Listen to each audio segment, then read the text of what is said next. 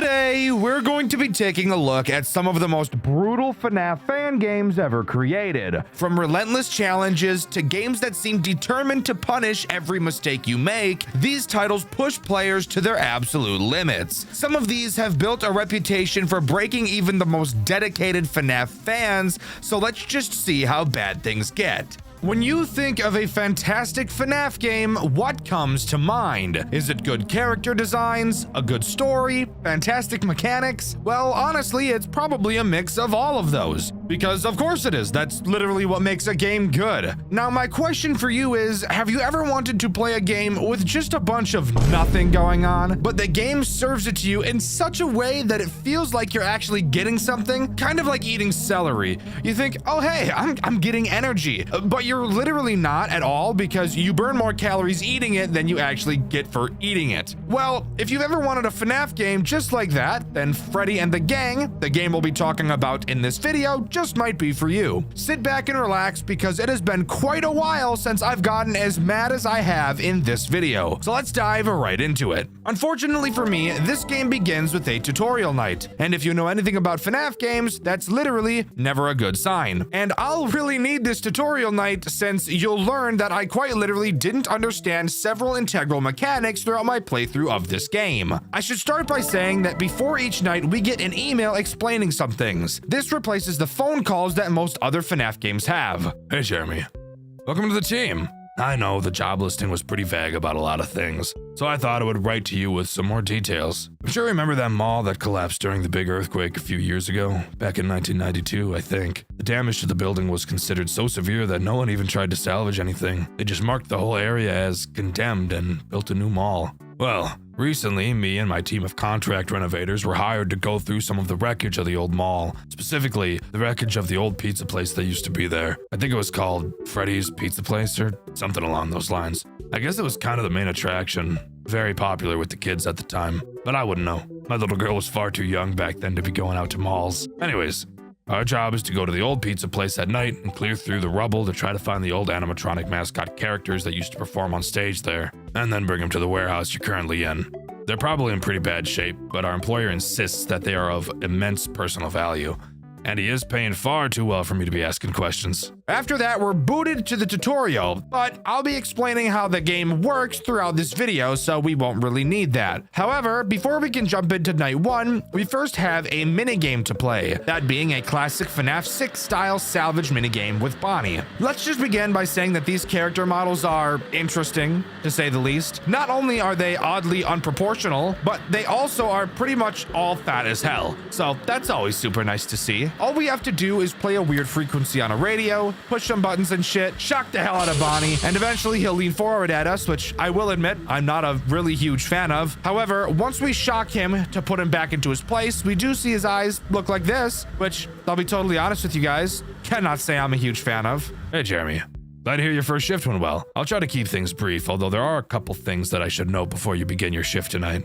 Somehow, the character we salvaged last night is still operational, and furthermore, we even saw it walking around a bit today. Apparently, these characters are able to roam around freely at the old pizza place and are programmed to look for people to entertain. Currently, the only person in the building is you, so don't be surprised if you see the character wandering in your general direction. I'm fairly certain this old piece of junk doesn't pose any real threat to you. But just in case you don't feel comfortable sharing your workspace with an old beloved children's mascot character, one of my guys was actually able to figure out a solution. And that solution, I'm not gonna read because I'm gonna tell you about it. It's my job, I do that. But with that, we finally get booted into night one and can start talking about the metric shitload of fuck we have to learn and manage. So let's start talking about the tools at our disposal. Actually, before we start talking about that, I wanna talk about the weirdest shit position our office is in. Because as I'm sure you can tell, it's not an office at all, and instead it's just a really massive fucking warehouse that we're just sat in the middle of. I guess right next to where we are was the only place with an outlet. I guess you gotta do what you gotta do. Anyways, now on to our tools. Of course, we have a computer. However, it's not just a camera system like it would usually be in these games. It does have cameras on it, of course, but it also has some other stuff for us to do. We can check the status of various things, mainly our event fans and our power. That's really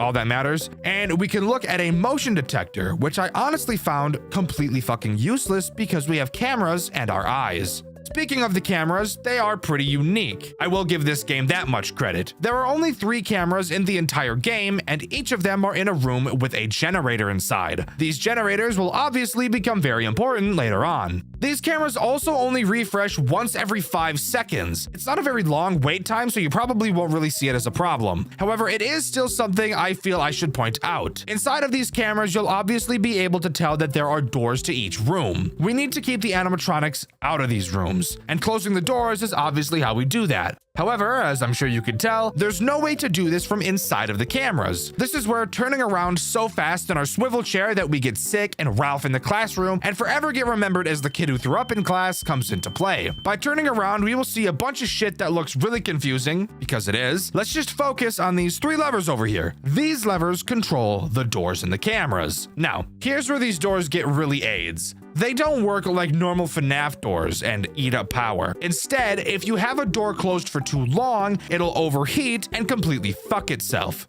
So, moral of the story, don't keep them closed for too long.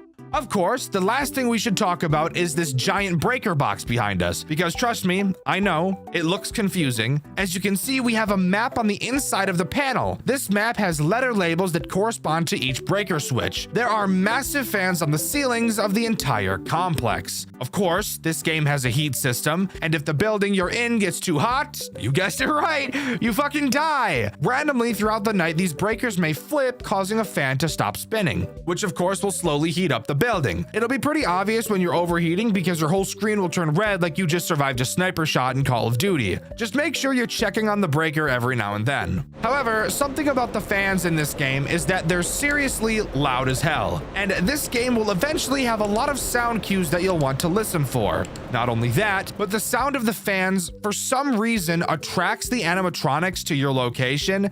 Ignoring the fact that there are fans throughout the entire building, they somehow will still be able to pinpoint exactly where you are, so you'll have to turn off the fans closest to you, not only to hear sound cues, but also to slow the speed at which the animatronics will bombard you like Zhang Zong Shang will bombard your mom. Cool! We haven't even started talking about an animatronic yet, and we already have some bullshit to constantly attend to. And stick around, because there's something about this game that it doesn't tell you that ends up being probably one of the biggest plot twists of all time in the most frustrating way imaginable. Alright, let's move on to talking about the only threat that Night 1 introduces. If it wasn't obvious who this would be, of course, it's Bonnie, since we did just see him in the salvage minigame. Bonnie, as he typically is the most basic character you'll find throughout this game. His goal is to just walk right up to you and pay for your services, except he actually treats you like everyone treats the hookers in GTA, pay for their services and pile drive them with your car to get the money back. Literally a life hack, by the way. Looking in front of us, we can use our flashlight to see around. There are 3 directions that characters can approach from, and Bonnie will approach us from the left. He will randomly wander around the building, except of course, the only times you'll be able to see him on the cameras is when he steps in front of the generator door. We obviously don't want him in there since he'll fuck up our generator, so we should just close the door when we see him there. Something I'm realizing I forgot to mention is what happens when these generators get attacked. Well, this game actually does have a power system. I just haven't mentioned it so far because I hate you guys and I want to keep you on your toes. The reason I didn't mention it is because if you have all 3 generators, you can pretty much do whatever you want and you will never notice your power at all.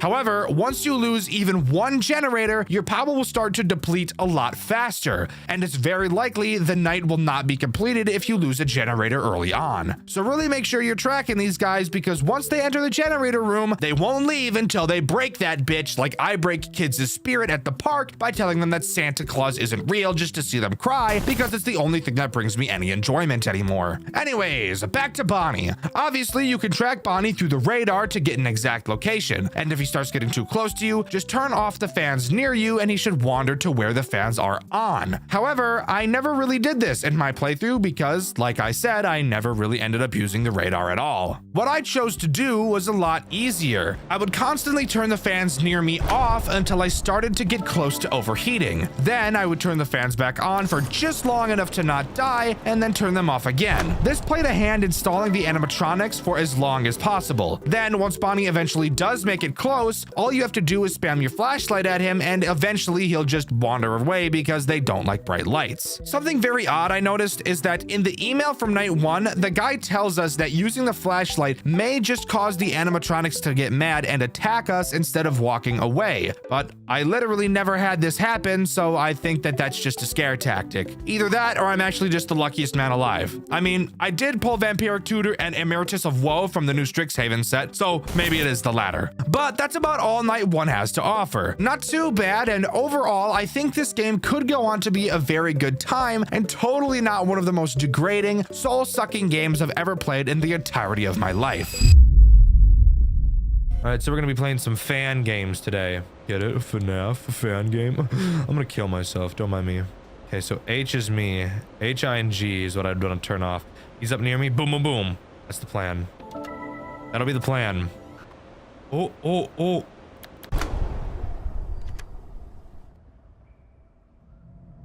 Okay. Okay. Go away. Hey. I'm listening, because I thought I heard footsteps last time of him leaving.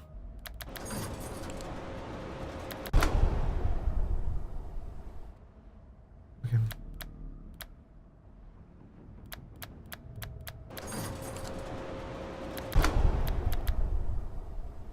I don't know what to do. I don't know what to do. I don't know what to do.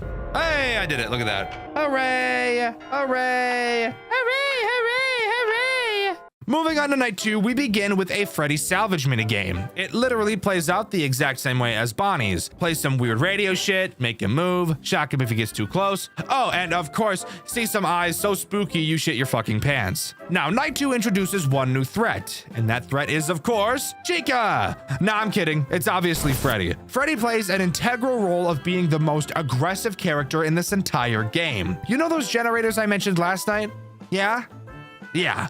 Freddy does not like those things at all. Let's just start by mentioning that Freddy can also attack you like Bonnie via the hallway directly in front of you. However, it is not very often he will do this since he would much rather prefer to just fuck your generators in the ass. Freddy can travel to any of your 3 generators. Freddy is incredibly fast, and you will really need to be watching the cameras to track his movements, as he'll jump from one generator to another at lightning speed. And he is not at all forgiving with how long it takes him to enter the room once he appears in the camera, usually only having it take 1 or 2 refreshes of the camera for him to enter the room, which of course is like not a lot of time at all.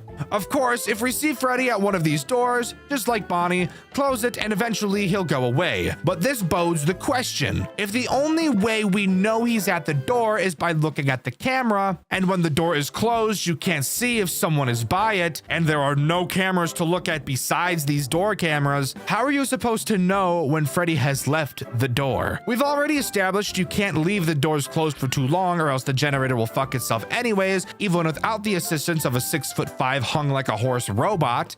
Well, you could check the radar. However, there's no way to tell which fucking dot is who, so I wouldn't even waste my time. What I would do is, once I closed a door on Freddy, I'd wait maybe 15 seconds, then I'd open the door and check if he was still at the door, and my heart would stop as I whipped around as fast as humanly possible to close the door again, and just hope and pray that it didn't take too long. Is this the best strategy? Literally no. Would I recommend it? Well, I wouldn't recommend this game at all, in all honesty, so no. But hey, it worked for me after enough attempts, and I promise, on later nights, there were many attempts, and you can see all of them over on my second channel, Dxtr Black. Overall, Freddy doesn't add a whole lot more crazy shit to the game, except really how long it took for me to really find out the best way to deal with him. Because something I'd noticed was happening is that since I wouldn't know when Freddy left, I'd find out once I saw him at another door. And this would pretty much lead to a cycle of me always having at least one door closed for pretty much the entire night, and actually fucking myself terribly hard. Not a fun experience.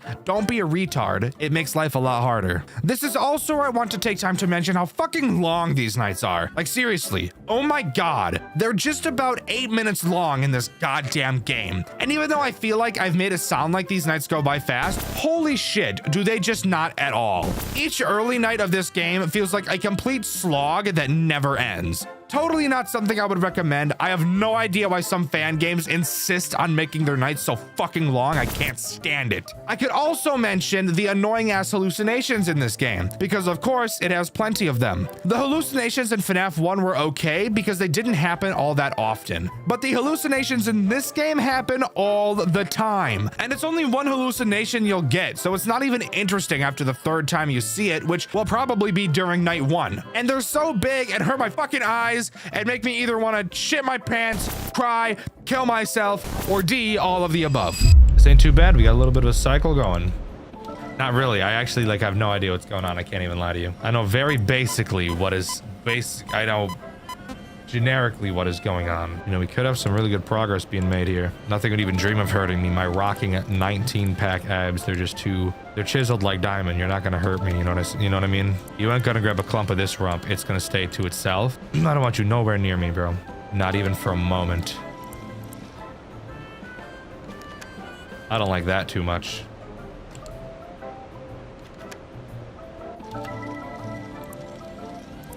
Oh my god, they're both still there.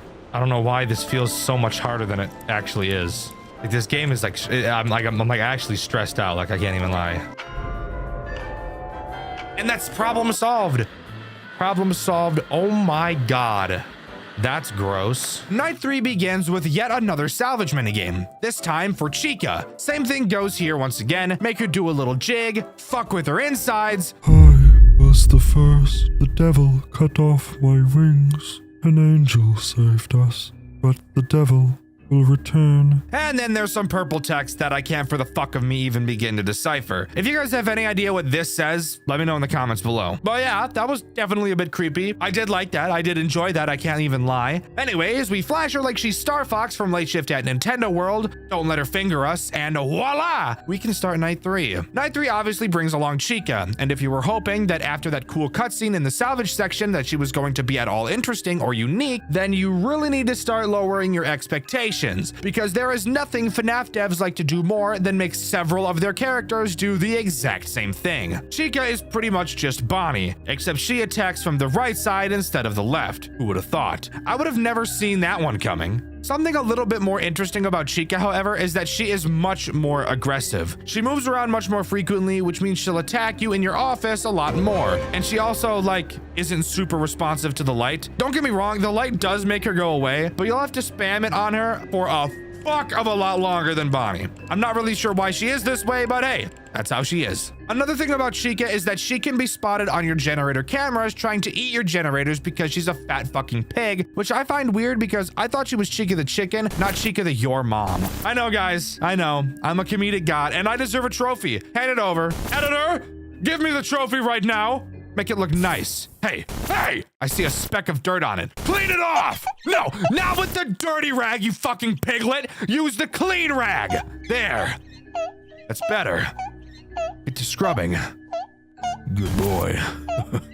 Back to the editing dungeon for you. It's on this night where you really start to notice how difficult it's getting to not lose a generator. It feels like there's always at least one character sitting outside of your doors, and you have them all closed so often that eventually either someone slips in or they overheat and break anyways, leading to a death. And when the nights are so fucking long, losing at 7 minutes is really enough to make you start questioning whether or not you want to stay a free man in society or not. I really wish I had more to talk about on this night, but again, Chica is literally just Bonnie with pretty much no differences except being a hell of a lot more aggressive. So I will choose to move on to night 4. All right, that's Golden Freddy. I'm gonna pretend like I didn't even see that.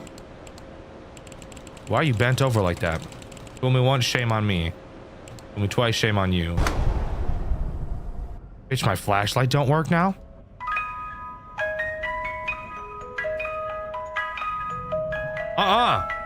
Don't do that. How come your lights work and mine don't? My flashlight don't even work. Tell me how that make any sense. Don't you dare. Oh, he's gonna do it, isn't he? Don't you do it. Okay, he did it. Hey. What's up with you? Yeah, I don't know what that was, but I didn't like it. I just don't know what I'm doing, bro. I don't know what's going on. It just doesn't make sense, bro. There's very clearly something I don't understand here. But I can't look it up. I can't look up what I'm supposed to do. That's the biggest problem. That's the biggest issue is I can't look it up. Night four, here we are. Of course, we start with a salvage, and this time we have to fix up Foxy. And by fix up Foxy, I mean blind him and tase him because he was reaching for the license and registration that we asked him to reach for. Foxes have a lot of negative connotations around them, and I happen to speciesily profile. Once we flash Foxy, however, we see that he actually disappears, which does make me incredibly uncomfortable. Yes, thank you for asking. Now that we're sitting here with our dicks in our hands, we notice a figure slowly start to appear in the background. It's got a white forehead, and that makes me incredibly nervous that it's the puppet. Yep, exactly. The stupid fucking skinny ass, French fry ass, pencil ass, charcoal ass, chopstick ass, anorexic ass, carrot that didn't grow long enough ass, kid that doesn't eat enough because his mom is a pig and won't let him eat ass, puppet. Just coming right up to me and riding my shit. Fantastic. Let's just get to the night section already. Night 4, of course, introduces Foxy. And oh my god, he just might be the worst character on the face of the planet because he has by far killed me more than any other character in this entire game. Foxy does not give a shit about how much sound you make. He will come for that ass no matter what. One good thing about him before we get into the piles and piles of bad things about him is that he never appears on your cameras, which means he'll never try to eat your generators. However, that is still bad news because that just means he's hungry for booty, and you happen to have a whole lot of it. Foxy makes no fucking sound cues from what I was able to notice, and he can attack you from any of the 3 hallways. So this night is when this game devolves into turning and flashing simulator, which I'm sure you're all very excited for. Whenever you see Foxy, unlike every other character you will be able to see from your desk, he will not stand still. He has Tourette's syndrome, and his main tick is sprinting at your desk as fast as humanly or robotically possible. I'm gonna kill myself. That was actually the worst joke I've ever written. What is wrong with me? All you have to do is hold your flashlight on him and he'll leave before reaching your desk. However, the problem that I had with Foxy is that if you ever let go of your light, if even for one single frame during this run animation, he will fucking annihilate you. And he also happens to play the loudest sound on planet Earth when he runs at you, which never failed to scare the shit out of me and cause my finger to leave my mouse, making me die to Foxy 6 minutes into the fucking night and make me pull my hair out in front of the mirror and shave only the top of my head like one of those mentally insane people you always see in the pictures. You know, the people that post themselves checking into psych wards like that makes you cool. Die.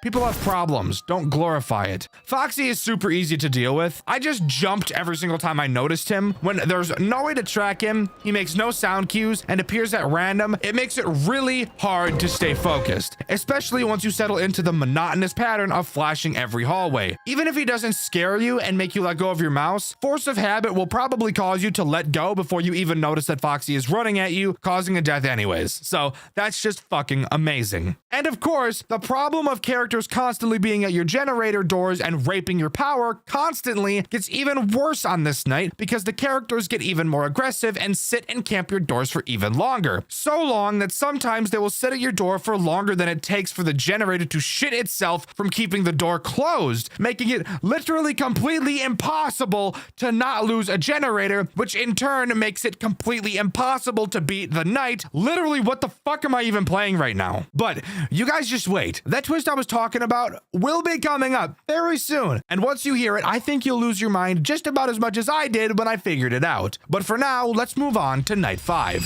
How are you now? And welcome back to some more Freddy and the Gang. Freddy and the Dick Gang. Freddy and the Big Dick Gang. Demonetized. Freddy and the Dick Gang. Let's jump into Thursday. See what new ass it has to give me. I am prepared. I am ready to be railed in the back. Operation Put a Hole in My Back is in session. The noise can't get Foxy to go away. I'm totally prepared. Foxy's always been a sucker for lights. He doesn't fucking like him. He's a little piss baby bitch boy, and that's fine. It's okay to be a piss baby bitch boy about certain things. This is not something you can deal with. You can't handle my emotion. So Freddy got in, which means I lose. All right, let's try that again. I think Foxy's fine when he's back there. I'm guessing he's gonna get close. I'll be ready. If he steps closer to me, Operation put a hole in his back. I want to kill myself, dude. Like, what the fuck is wrong with me? How do you guys watch me? What's wrong with you guys? There's got to be something wrong. There's got to be something going on with you guys, you freaking weirdos. Oh, my shitting dick. Fuck. Fuck my dick. My dick is fucked. Is that Chica? That's Chica. Oh, my fucking cock. What the fuck? I got to get ready to take a hit here. Where the fuck did my flashlight? My flashlight's gone.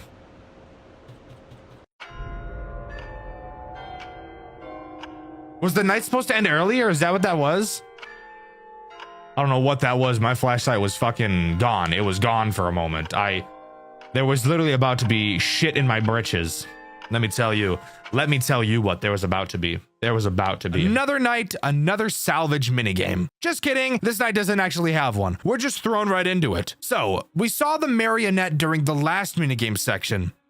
Does that mean she's gonna be a new threat on this night, Dexter? Oh, you silly bitch viewer. Of course not. That would actually be cool, and this game is way too cool to do something cool. Bars. However, on this night, we do get a somewhat interesting email. Jeremy, I'm not crazy. I know what I saw.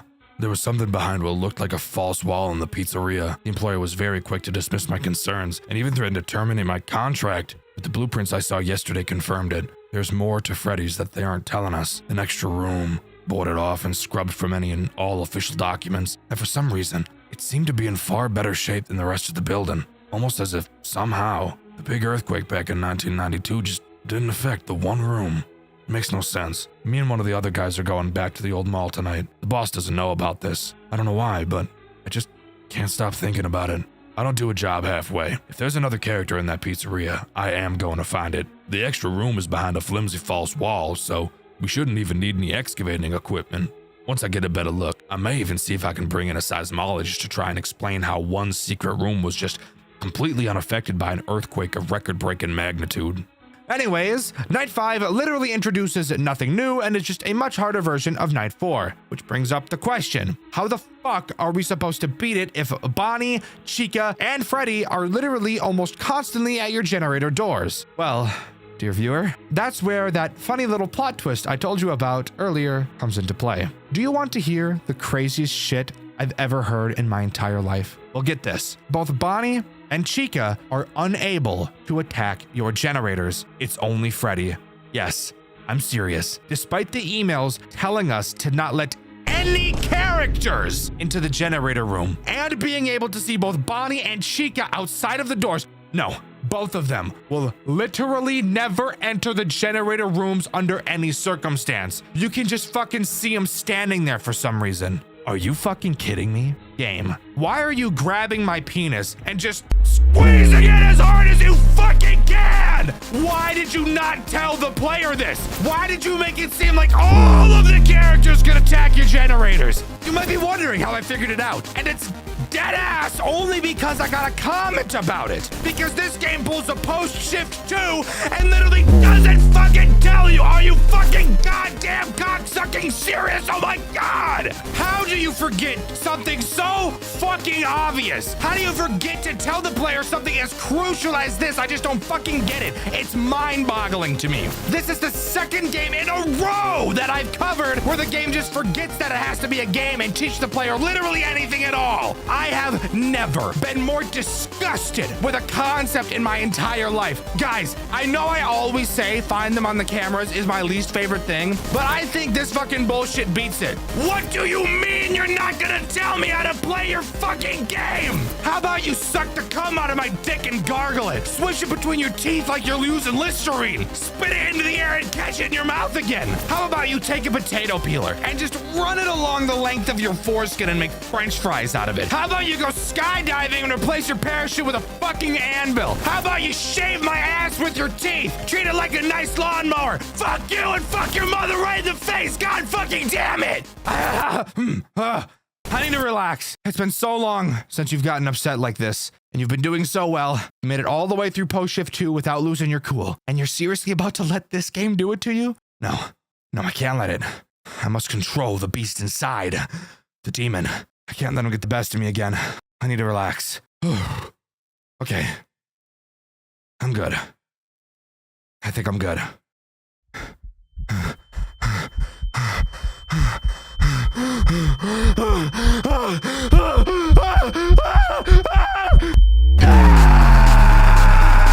I can't fucking handle it! You did this to me, game!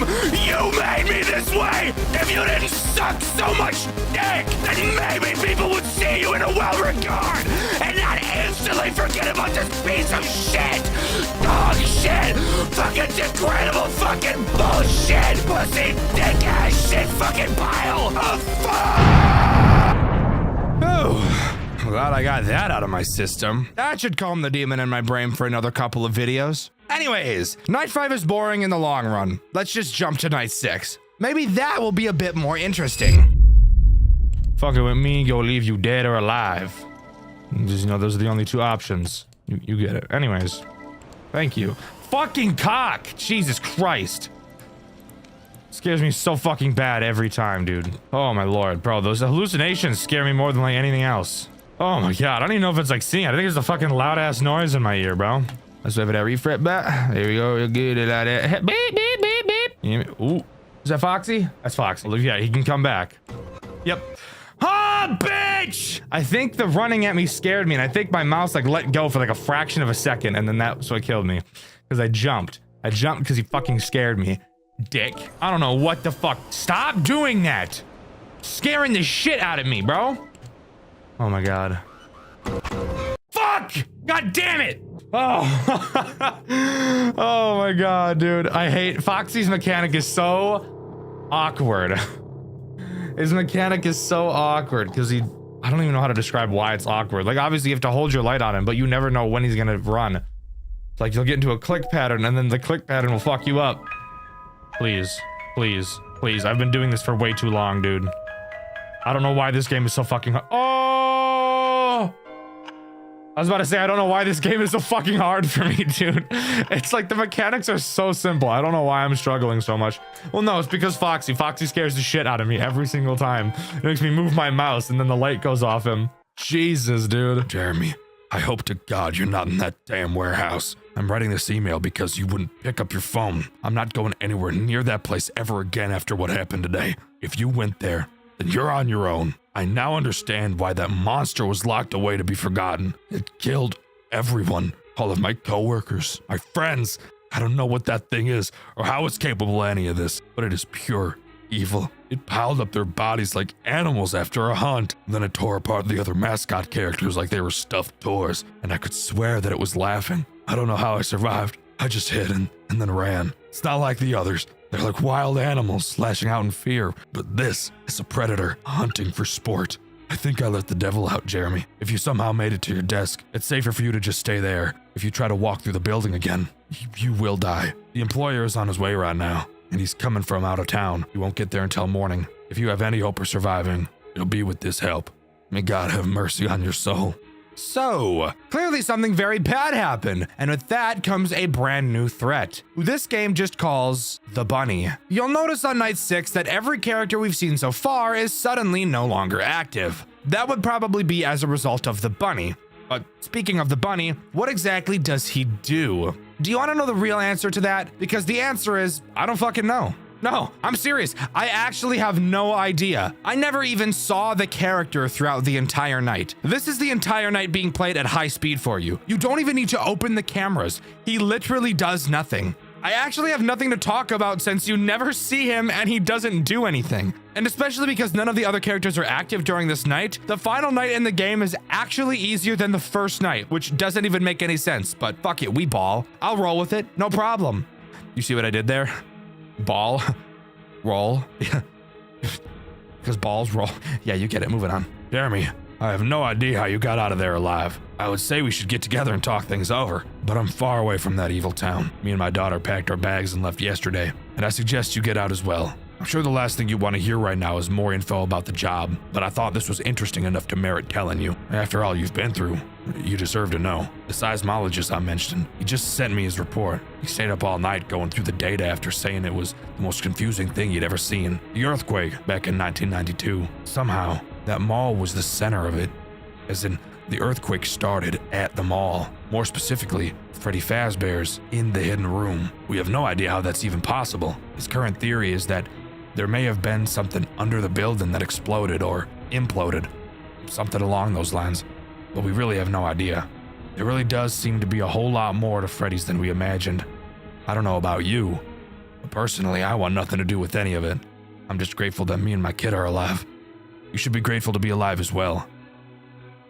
And word of advice, don't try to look further into this. Just stay away. It's for your own good. Goodbye, Jeremy. Ralph.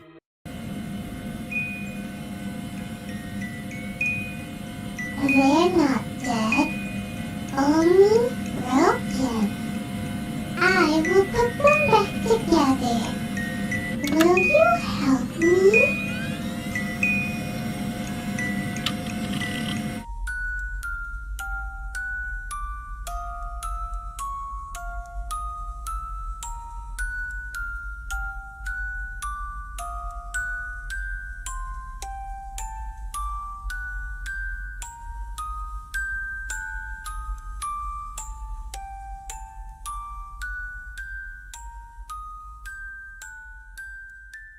And with that, we get the true ending and Freddy and the gang comes to a close. What the fuck was the puppet talking about? I have no idea. Ralph told us not to look deeper into this place, and then we find out that we were reading his emails on the computer in the building anyways, proving that we decided to not listen to him. And now it seems that we're gonna be forced to help the fucking goon put some bitches back together. Wonderful. I don't want to, but I also don't want to learn what puppet meat feels like between my buns. But this is where Freddy and the gang comes to a close. Overall, I think Freddy and the Gang is a fine enough fan game. There's not enough to make me go, holy shit, this was fucking awesome. But it also wasn't bad enough for me to shit all over it and lose my mind. I mean, sure, I did lose it a little bit on night 5, but I think that has a lot more to do with pent-up frustrations from my post-shift 2 video since I wasn't able to get it out there. And this game just triggered some PTSD or some shit. I don't really know. But let me know what you think. Do you agree with me? Or do you think that Freddy and the Gang is actually the most innovative FNAF game ever conceived by man? Let me know in the comments below. In my Welcome to Fredbear's video, I asked you guys what your favorite FNAF Fredbear's game was and why. And my favorite was this one by Raziel1757. They said, Welcome to Fredbear's itself. And the reason they gave is actually super interesting, and I honestly agree. The being overwhelmed,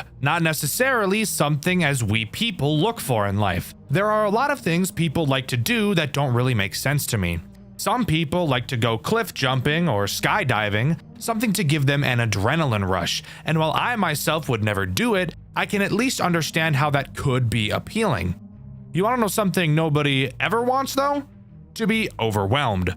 This is the reason why a lot of max mode challenges can turn a lot of people off. And the same reason why I have no interest in trying out Hopeless Pursuit. For the love of God, please stop emailing me about Hopeless Pursuit. I'm not doing it. However, recently I found a FNAF game that is one of the most unique FNAF experiences I've ever played, except there was something very interesting about it. It has to be one of the most overwhelming Five Nights at Freddy's games I've ever played. This is probably going to be a long one, so sit back, relax, and let's talk about next week at Freddy's. Next week at Freddy's takes FNAF 1 and completely reworks everything about it, adding several brand new mechanics to make your heart sink into your ass. And nothing explains this feeling better than when you load into the office and turn around for the first time. Oh, whoa. Whoa, oh. Oh. Oh. Oh. Fuck. This is the control panel, your main mode of defense throughout this game. If this looks like a lot, that's because it is. Here's a fun fact. I actually went to play this game around 4 months ago, but after seeing this monstrosity behind me, I actually ended my recording and chose a different game to play because of how ridiculous it looked. This control panel is intimidating. There are so many switches, levers, and panels on this thing. I wouldn't blame you if you decided just from glancing at this that this game wasn't for you. To really understand just how much shit goes on in this game and how much you'll have to learn, this game actually gives you a tutorial night where you can mess around with everything in the building for as long as you want, because just throwing you into the game would 100% be too overwhelming. Next Week at Freddy's doesn't have any phone calls, nobody to help you and to explain to you what to do.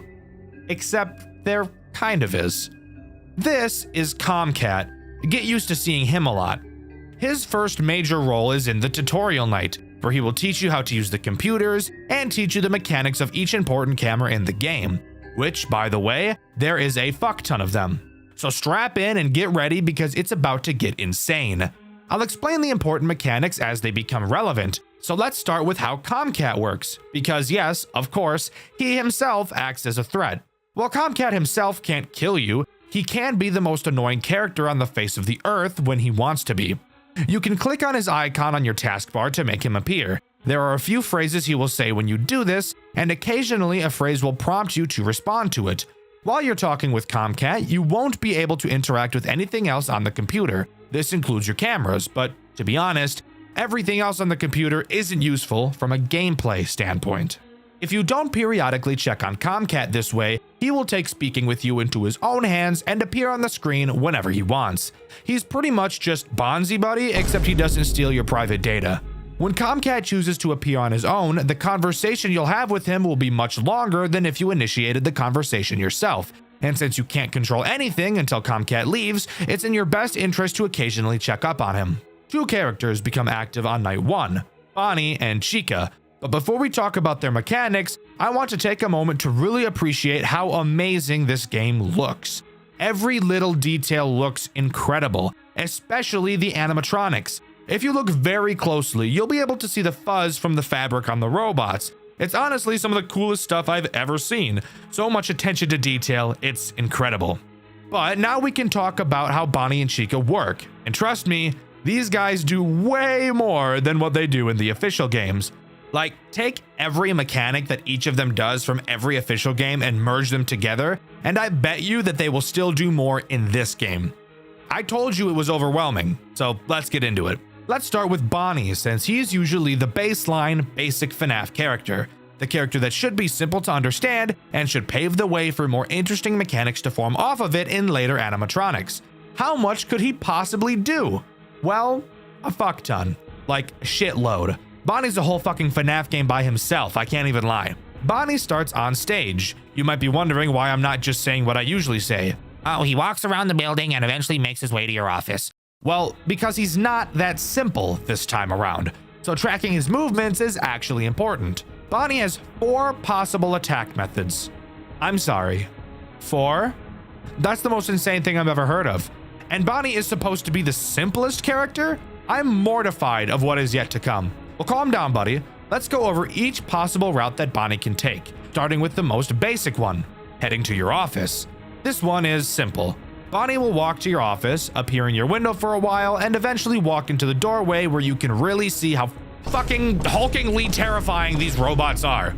I know that FNAF 1 animatronics are like 6'9" or something like that canonically, but no FNAF game has really shown that off in a way that is meaningful. Seeing the animatronics in the doors in this game is actually kind of scary. Obviously, just close the door and you'll be a-okay. However, do keep in mind that the animatronics in this game like to sit at the door for approximately 12 years, so that's fun. Bonnie's next means of making your life miserable is through attacking the compressor room. What the fuck is the compressor room? Well, now is the time we get to start talking about the control panel, and where this game really starts to become an overwhelming headache. The compressor is a large machine inside of the building. The compressor is what allows the doors all throughout the building to be closed, because as I'm sure you could have guessed, it compresses the air that allows the pistons of the door to work properly. I think. I don't know, I'm not an engineer. If any engineers are watching, explain how wrong I am about compression and pistons or whatever the fuck in the comments. Thanks. Bonnie will try to enter this compressor room through the hallway camera right before your office. You will have to use the control panel behind you to remotely close off the door to the compressor room before Bonnie gets the chance to enter. However, it's moments like these where I need to bring up an issue I was never able to figure out myself. Since this game is made in a 3D environment, unlike the Click Team FNAF games, it gives a lot more room for the characters to move around. So it's very common that you'll be able to see characters in multiple places on the same camera. When it comes to doors like the compressor room, telling exactly where the animatronic's next move is going to be is borderline impossible. Sometimes it's obvious and the character will be standing right next to the door facing it. However, sometimes they'll be miles upon miles away from the fucking door, yet still have their next movement opportunity be into said door. You're not near the door, you're fine. Oh, Chica, you dick. So this leads to you closing doors whenever you see a character on the camera, which a lot of the times the character was never going to enter in the first place, therefore just wasting a fuck ton of power for no reason. If Bonnie manages to get into the compressor room, he'll slap his fat crack all over it and break it, which will require you to reboot your compressor. With your compressor off, you obviously won't be able to shut any of the doors throughout the building. This includes the doors you can close on the cameras. Bonnie's next attack strategy is the camera connections in the server room. This works exactly the same as the compressor room in theory. You can close the door to the server room when an animatronic is close using the control panel behind you. If Bonnie manages to get inside the server room, he'll drop his big fat stupid balls all over the control panel and fuck up your camera connections, making you unable to see any of the cameras. You will then have to manually reboot them, which along with the compressor reboot takes a very long time. However, I'd argue that not being able to see your cameras affects the gameplay loop a lot more often. Where a lot of FNAF games fail to make the cameras super useful, Next Week at Freddy's succeeds greatly at making the cameras more important than any other tool at your disposal. The final attack strategy that Bonnie can have is activating Foxy, which brings up Foxy altogether. There are actually two different versions of Foxy in this game, the normal one and the scrapped one in the back room. We'll talk about the back room one later. For now, let's focus on the main Foxy. By himself, Foxy is incapable of doing anything and will never attack you, only through the assistance of Bonnie and two other animatronics that can activate him. Bonnie has the chance to enter Pirate's Cove and attempt to activate Foxy. Once Bonnie enters, you won't have a super long time to stop him before Foxy comes for that ass. No. Fucking dick! My whole asshole just fell off. It did, just dropped right out. Just dropped, just plop, just fell right out of my ass. Using the special flashlight on the Pirate's Cove camera, you can scare away any unwanted animatronics. However, using this light does temporarily cause higher power usage from everything that uses power. For what reason? I have no fucking idea. I guess God just hates me. If you don't scare Bonnie away fast enough, Foxy will activate and run to your door. If you don't close it fast enough, he'll place his hook into your rectum, and I'm sure you can imagine how unpleasant that would be. If you do close the door on time, just like FNAF 1, he'll take away some of your power. Except unlike FNAF 1, the max he can take isn't 6, instead being like fucking 15% power just disappears out of existence. So really make sure you're watching that Pirate's Cove camera. Whew. There, a couple of pages into the script and I'm finally done talking about the very first character in this game. Isn't that awesome? Now it's time to talk about Chica. Chica also has 4 different ways to attack you. Isn't that just fucking awesome? Luckily for us, 3 of the mechanics are identical to Bonnie. Obviously, Chica can attack your right door. She can also try to fuck up your cameras using the server room, and she's one of the other characters that will attempt to activate Foxy. However, I have noticed that it seems like Bonnie will attempt to a lot more frequently. However, that may also just be because Bonnie's AI value is typically always higher than Chica's is. The new mechanic that Chica adds is pretty similar to Bonnie's compressor attack, except Chica will attempt to attack your power grid. When you see her near the power grid door, you can obviously close it using the control panel behind you. If she manages to get into the power grid room, she will literally just shut off the power to the entire building, and you'll have to reboot it, which takes quite a long time.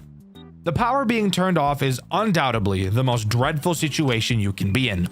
Not only does it require you to wait a billion years for your power to turn back on, but the power being turned off also turns off the compressor, meaning that after you wait forever for the power to turn back on, you then have to wait forever again for the compressor to turn back on. And on top of that, at the start of each night, you have to boot up the cameras, which takes time in and of itself. So of course, when the power is cut, you'll have to reboot the computer as well. Oh yeah, and don't forget to be checking on Comcat frequently or he'll waste even more of your time. Geez, Dxtr, this sounds pretty complicated, and we haven't even introduced everyone yet? Exactly. We still have a lot more to talk about. But if you want to feel a little bit better, the lower the character's AI, the less likely they are to make the most effective choices, meaning that on night 1, most of the movement will be Bonnie and Chica trying to disable your cameras. I personally didn't have them come to my doors on night 1 at all. Night 2 doesn't add anything new, it just increases the AI of Bonnie and Chica, so chances are you're going to be seeing at least one of them at your door on this night. However, I will be taking this time to talk about what I feel is this game's biggest flaw: time. The nights in this game are long as fuck. I'm talking super fucking long. However long you think they are, they're longer. Most typical FNAF games now will have a real life second equal 1 in-game minute, meaning that most nights in FNAF games are 6 minutes long. I feel this is a good length for a night, just dividing the in-world night time in minutes by 10. However, Next Week at Freddy's thought it'd be really funny and a little bit quirky to make each in-game minute 2 seconds in real life, meaning that each night in Next Week at Freddy's is a whopping 12 fucking minutes long. Are we serious? I guess I get it. The animatronics move pretty slowly to give you time to properly search for them on the cameras. But 12 minutes? I think I'd rather swallow a grenade and die, thank you. Like, I still beat the whole game, but god damn, losing when you're 11 minutes into a night will really make you question how violent of a person you actually are. Now, something interesting happens after beating Night 2. We get thrown into what this game calls nightmare segments. Think of them like this game's version of a post-night minigame, except this time there's actually way more to do and it isn't mind-numbingly boring. Well, okay, the first one is. During this nightmare segment, we wake up in the back room of the restaurant. Is this actually happening or is this a nightmare? I'm not 100% sure, but I'm leaning more towards it being a nightmare just because of the name of the segment. We wake up on the floor and notice that the door is closed and we're stuck inside. We say that someone will surely come to find us, and without even standing up, the nightmare ends. Again, I told you the first one was boring, but they will only get more and more interesting from here, trust me. Moving on to Night 3, once again, nothing new is added. The AI of Bonnie and Chica are just increased.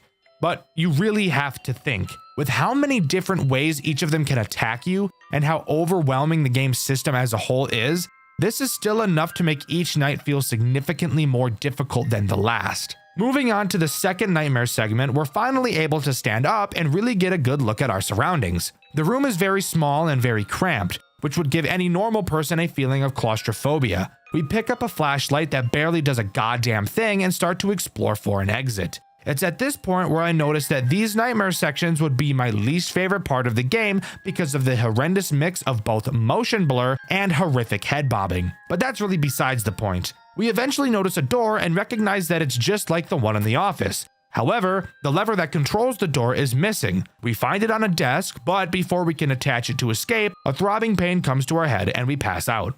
Night 4 is where we get to talk about the new and final threat this game has to offer. But don't let that fool you, because this threat is a big one. A big stinker. A poopy head for all of you elementary schoolers out there who really shouldn't be watching my channel.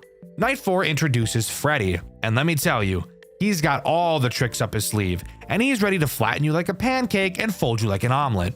Freddy can literally do everything, and he moves faster than the other animatronics, so needless to say, he's going to be the one that grabs a clump of your rump and doesn't let go like a snapping turtle. Not only can Freddy take all 4 of the paths that Bonnie and Chica can take, those being fucking the compressor room, activating Foxy, killing the power, and disconnecting your cameras, he can also attack either of your doors, and there's also something else unique to him that he can do. Remember how I told you that there are 2 Foxies in this game? Yeah, Freddy fucks around with the other one. Scrapped Foxy is present in the back room. The only other character who will enter this room is Freddy. And be careful, because sometimes seeing Freddy on this camera can be pretty difficult, as he has the habit of hiding in the shadows. When you see Freddy in the back room, shut the door to Scrapped Foxy's room using the control panel behind you. If Freddy manages to get inside, he will send Scrapped Foxy to your office. However, unlike normal Foxy, Scrapped Foxy can attack either of your doors. I personally have no idea how much power he takes away when he pounds on your door, as I'm a fucking god gamer and never had to deal with him. It is a mistake I will not make again. Okay, let's talk about this. I had that fucking door closed when Freddy was in there. Which, by the way, you can see my epic FNAF scales on my second channel, Dxtr Black. But once Scrapped Foxy pounds on your door, he'll break in the hallway where he won't reactivate for the rest of the night. And from here, nothing else actually gets added to the night sections. Each night just gets more and more difficult. Now sure, there aren't a lot of threats that can happen at the same time, but the reason why this game is so overwhelming is because of how much you have to remember. You have to know where all the characters are. You have to understand how each mechanic works, and you have to be able to control your nerves during all of this for 12 minutes straight and barely pass each night due to almost running out of power because these animatronics camp more than a fat Call of Duty player. Oh, hi, Chica.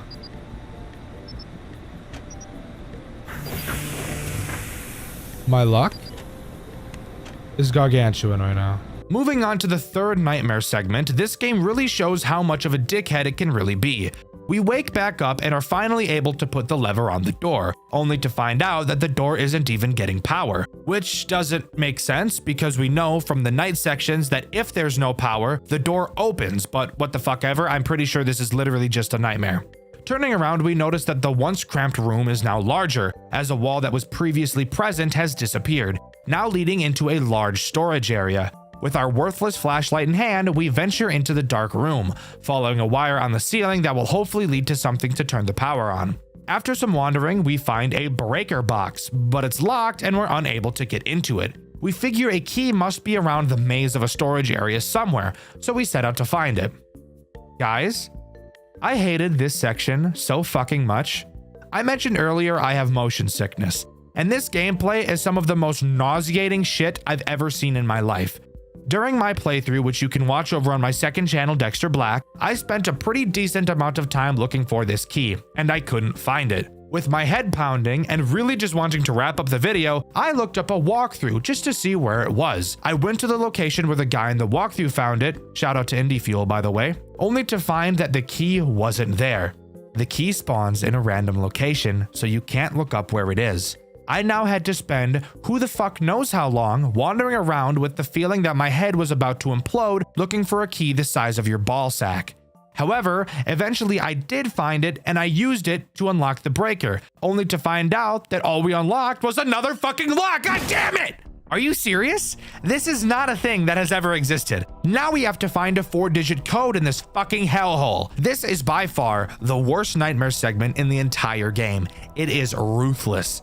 At first I thought, oh, let's just try the classics. You know, 1987, 1983, but nothing worked. So I assumed that I had to go find the numbers somewhere. I checked the walkthrough, and of course, the code is randomized. Amazing. After once again, who fucking knows how long, I wander back to the breaker, only for the game to then tell me that I should listen for clicks on the correct numbers. Are you fucking me right now? Why did you not tell me that when I was guessing codes before? Why did you wait so fucking long to come up with that? This game hates me. This game is pulling my hair and just plowing the shit out of me like I'm a dirty little slut. But whatever. We input the code and flip the breaker switch, and as we're walking back to the door to try and open it, we once again pass out. I guess that's what happened when you're just fucked for hours upon hours at a time. You get so tired you just pass out. Fantastic. As I've said, Night 5 doesn't add anything new, so we can just jump right back into the hellhole that is these nightmare segments, where the same 15-second ambience loops forever right in my fucking ear when I already have a goddamn headache. Once again, we wake up and walk back to the door to see if we can open it. We flip the switch, and for fuck's sake, something's wrong with the compressor, so we have to go try and find something else. Now, I'm not sure if this next part was just a me thing, so for anyone else who has played this game, let me know if this next part happened to you. We're told literally nothing of importance. The only thing our character states is something along the lines of, "What am I going to do now?"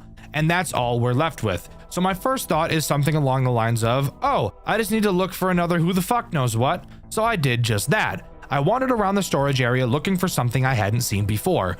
Who can even say how long I was wandering around before I eventually found what I was supposed to find?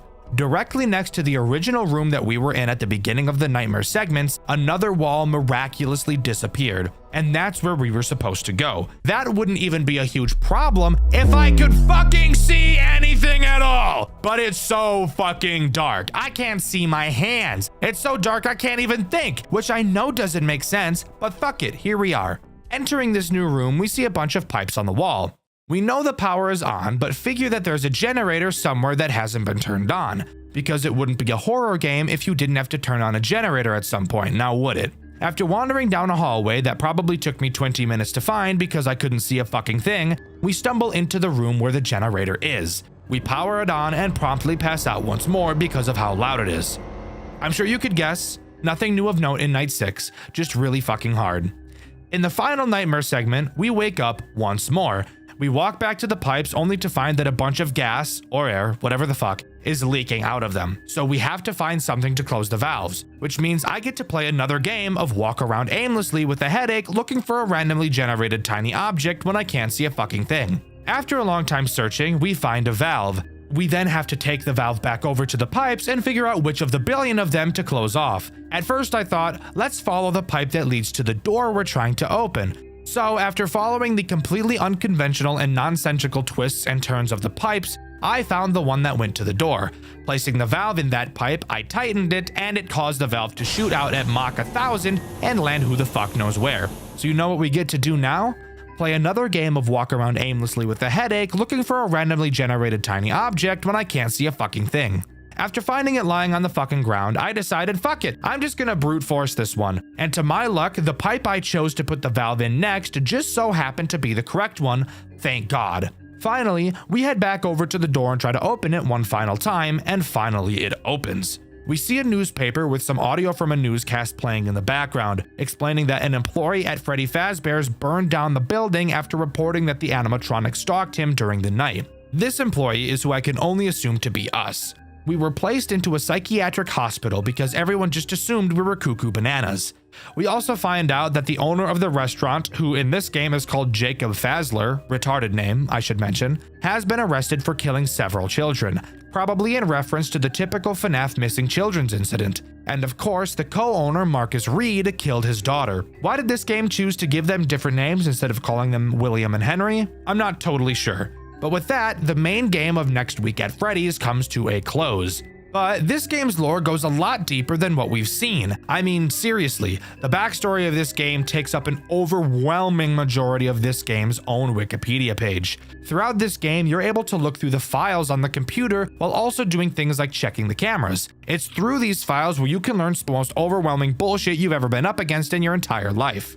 Alright, so let's break down the absolute shit show that is this game's retelling of the original FNAF lore. As I understand it, and with significant help from the wonderful writing of City, the creator of the FNAF fan game wiki. Seriously, I couldn't do this shit without you. No idea how you had it in you to write all this, but here's my shitty retelling. Next Week at Freddy's kicks off with Jacob Fazler and Marcus Reed, the two guys behind Fazbear Enterprises. They started cooking up the idea in the late 80s, and by October of 1989, they have brought the building that would become Freddy Fazbear's Pizza family restaurant. Jacob even logs all of his progress on the same computer in the office you used during the game, talking about buying the stage, wiring the rooms, and bragging about getting pneumoatronics to build the animatronics. He also casts the voices, Adam Burton as Freddy, Rick Ellis as Foxy, and Davey and Suzanne Paul for Bonnie and Chica. By 1990, the place is open. Business is booming, Jacob marries Nancy, she helps out in the studio, and soon they're running 3 locations. Everything looks fine, but Marcus slowly drifts away from the company, skipping meetings and distancing himself. In 1995, Jacob installs the infamous control panel in the office. You know, the fucking NASA dashboard of switches that's basically the whole reason this game is overwhelming in the first place. Then, life falls apart. Nancy dies, and that's never explained, and Jacob is left raising their daughter Lara on his own. Lara grows up around the restaurant but loses interest in it, and Marcus cashes out of the company entirely.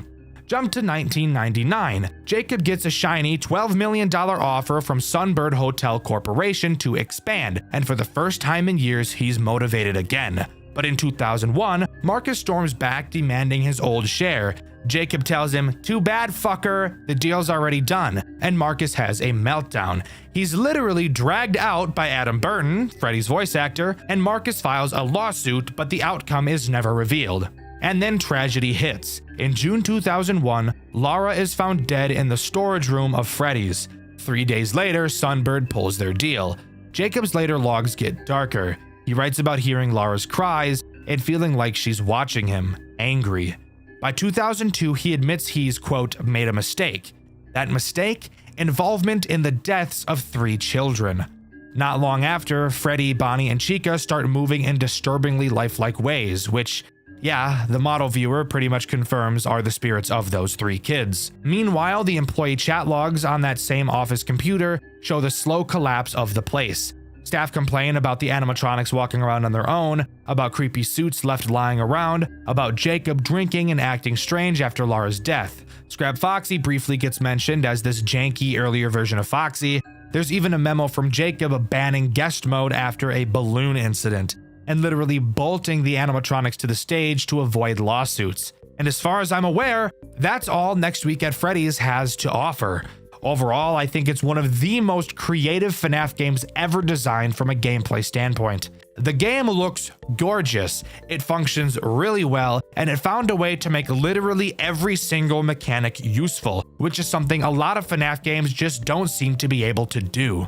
I would highly recommend you play this game and give it a try. You will not regret it. But let me know what you think. Do you agree with me, or do you think this game is actually horseshit? Let me know in the comments below. In my Mac Tonight video, I asked you guys what your favorite story from a FNAF game was, and my favorite comment was this one by RetroXGamer, who said The Return to Freddy's. That's just the funniest joke I've ever heard, because the story of that series is actually so hot garbage that I need to jump into an ice bath to cool off. Infamous FNAF fan games. I'm sure just saying that has already caused a few games to pop into mind. One Night at Flumpty's, Five Nights at Candy's, The Joy of Creation, Those Nights at Rachel's, and for some, another franchise comes to mind. One whose name is incredibly ironic, a game whose name is an emotion that everyone wishes to have, although the game causes nothing but the opposite. A game I truly cannot fathom the popularity of. Rest assured, the FNAF fan game series we're covering today is bad. Very, very bad. Join me today as I dive into Jolly, the FNAF fan game series that broke me. Strap in, because this is the longest video I have ever made.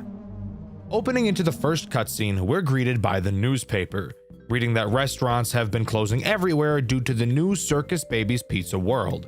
Tying this game into the official FNAF lore, the owner of Jolly Entertainment claims he will be competing with Circus Babies. And let me tell you, this fuck-ass restaurant doesn't stand a goddamn chance. Anyways, moving on to gameplay. Jolly seemed to think it'd be an amazing idea to take all of the good mechanics from Five Nights at Freddy's and say, yeah, I could make this worse. To start, we have a large window and one door. You'll notice that each are powered by a typical light switch, which is probably one of the stupidest things I've ever seen. On top of our cameras, we have a maintenance panel which gives us access to our generator. Basically, we have 100% power, like normal, and the generator has 150% power. So if our power gets low, we can use the generator's power to charge our power through this maintenance panel. This mechanic seems a little useless to me, honestly. Why not just give us more power, or make our power last longer? Maybe just to give us another thing to distract us? I'm not totally sure. Your camera system is pretty bare bones. Jolly was made a long time ago. It's in the realm of series like Five Nights at Candy's in terms of age, so to an extent, I can forgive this game for being so dated. But rest assured, that doesn't mean I'm going to hold back on ripping it to shreds. Anyways, the cameras. I will give this game credit where it's due. The camera system actually has something I think is pretty cool. This game has 2 floors in the restaurant, with an elevator used to move from floor to floor. I'm not seeing any sight of stairs either, which I'm pretty sure is an OSHA violation just waiting to happen. You can see the camera of this elevator, and on it you can actually cause the elevator to change floors, meaning that if an animatronic rides the elevator up to your floor, you can quickly send the elevator back down, causing them to need to use another movement opportunity to move it back up. But don't get too excited about this mechanic, as it is completely obsolete when I start talking about how stupidly fucking hard this game is for no reason whatsoever. So let's talk about Night 1, which starts off strong by introducing 2 characters, Tweety and George. Tweety uses the elevator to get to your office. If you watch my full playthrough on my second channel, Dxtr Black, you'll be able to see me get plenty of enjoyment sending her stupid ass back downstairs every time she tried to come up to my floor. Oh, she didn't like that. She didn't like that I switched the elevator at all. Once she arrives at your office, you'll be able to see her in your window. Now pause. I want you to take a long look at this office. Notice how the window is literally nowhere near the fucking door? Yeah? So let me ask you, if you saw an animatronic in this window, would you ever, in a million years, think you need to close the door right when you see them? No? Well, you see, that's exactly what I thought too. But guess what, retard? You're completely wrong. For some reason, God knows why, the developer decided that this window was going to act like the windows from Five Nights at Freddy's 1, except neglecting the fact that the only reason the windows from FNAF 1 worked was because the window was directly next to the door, so it felt like there was no time before the character would arrive in your office. This game, that doesn't work, because you've placed the door a whole fucking football field in distance away from the window, so I'd have zero reason to think the animatronic currently staring at me would blow up my butthole like a Nachos Bel Grande. This is dumb, this is bad, really fucking bad. But whatever, really, once you eventually figure out that's how this mechanic works, it should be pretty simple, right? Just close the door and wait for them to go away. Well, yes, exactly. Close the door and wait approximately, I don't know, 400 years. Because the rate at which these stupid robots move away from your door is pretty much zero. It'd probably be faster to just sit in one spot and wait to die, honestly. But whatever, eventually they'll leave and then you're free to open your door. Except, psych moron, since this one took so long to leave, another robot is at your window again. Yay! And who's at your window? Well, probably George. George? How'd you get here? George moves through your camera vents. You'll notice on the vent cams that you'll be able to seal the vent to prevent the animatronics from moving through them.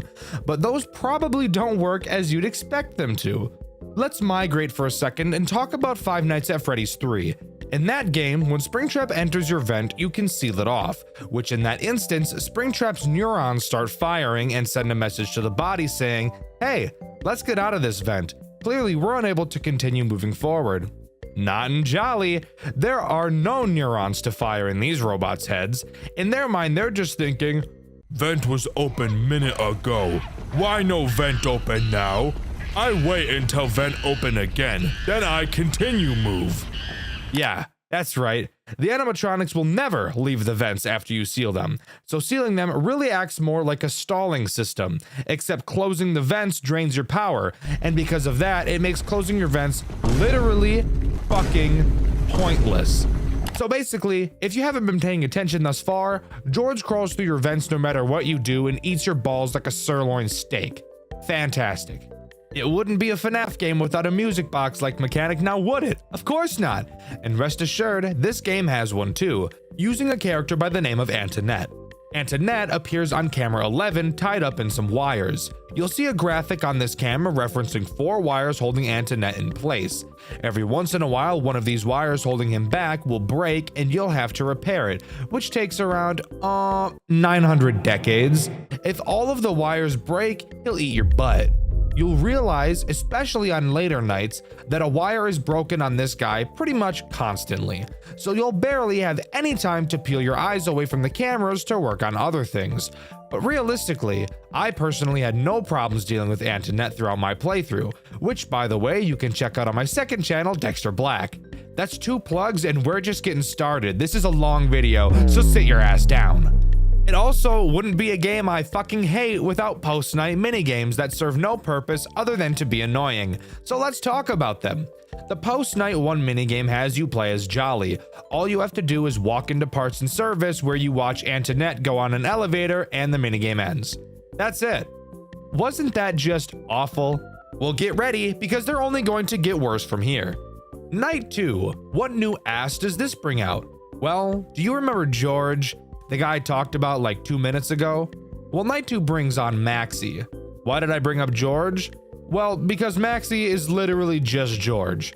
She moves into the vent, then to your window. The only difference? Maxie is more aggressive than George is, and George is already pretty damn aggressive, so hearing that was amazing news for me. You know, I think I'd rather grind my ass on a cheese grater than worry about this stupid game that I hate so much. Night 2 post-night minigame time! In this minigame, we play as Jolly again. You, once again, walk into the parts and service room and see Antoinette tied up in wires. At the bottom of the screen, text appears stating, "It's okay." After that, you walk out of the room and you're attacked by an employee and the minigame ends. Riveting gameplay, what can I say?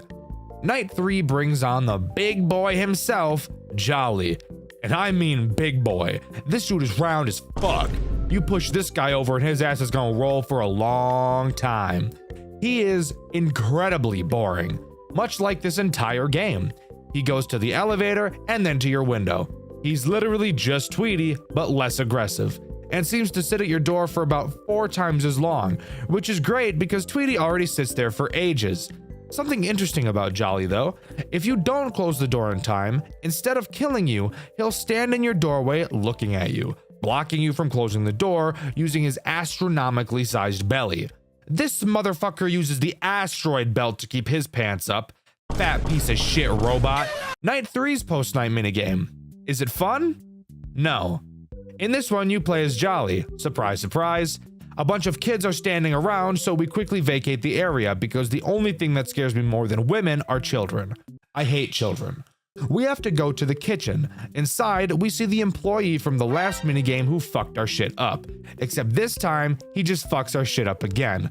Aren't you getting so much lore and useful information from these minigames? What? You're not?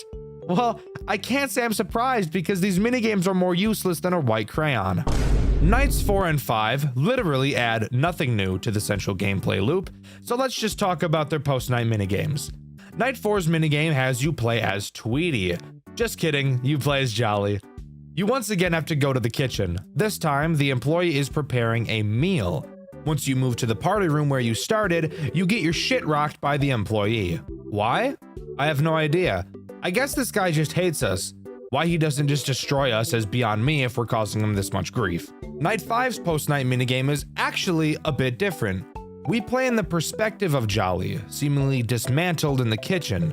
After looking around and being useless for a bit, text appears at the top of the screen that states, "Look at what you've done." And the minigame comes to an end. Something different, finally. Took long enough. But what does this tell us? Well, a whole lot of nothing, really. There's clearly a story being told somewhere here, but I can't for the life of me figure out what it is quite yet. Night 6 is nothing new, just hard as fuck. Really, the strategy in this game boils down to flash the light, wait, flash the light, wait, fix Antoinette when needed, and close the door when needed. Incredibly boring, not fun, a lot of RNG required because all the characters decide they want to forget how to walk once they reach our fucking window. But that's really all Jolly 1 has to offer. This game is incredibly fucking hard. I really didn't spend a lot of time talking about how difficult it is, but dear God, it is really unenjoyable to play. You can see my full playthrough over on my second channel, Dxtr Black. But now, let's move from a game that's way too hard to a game that's way too easy. Jolly 2.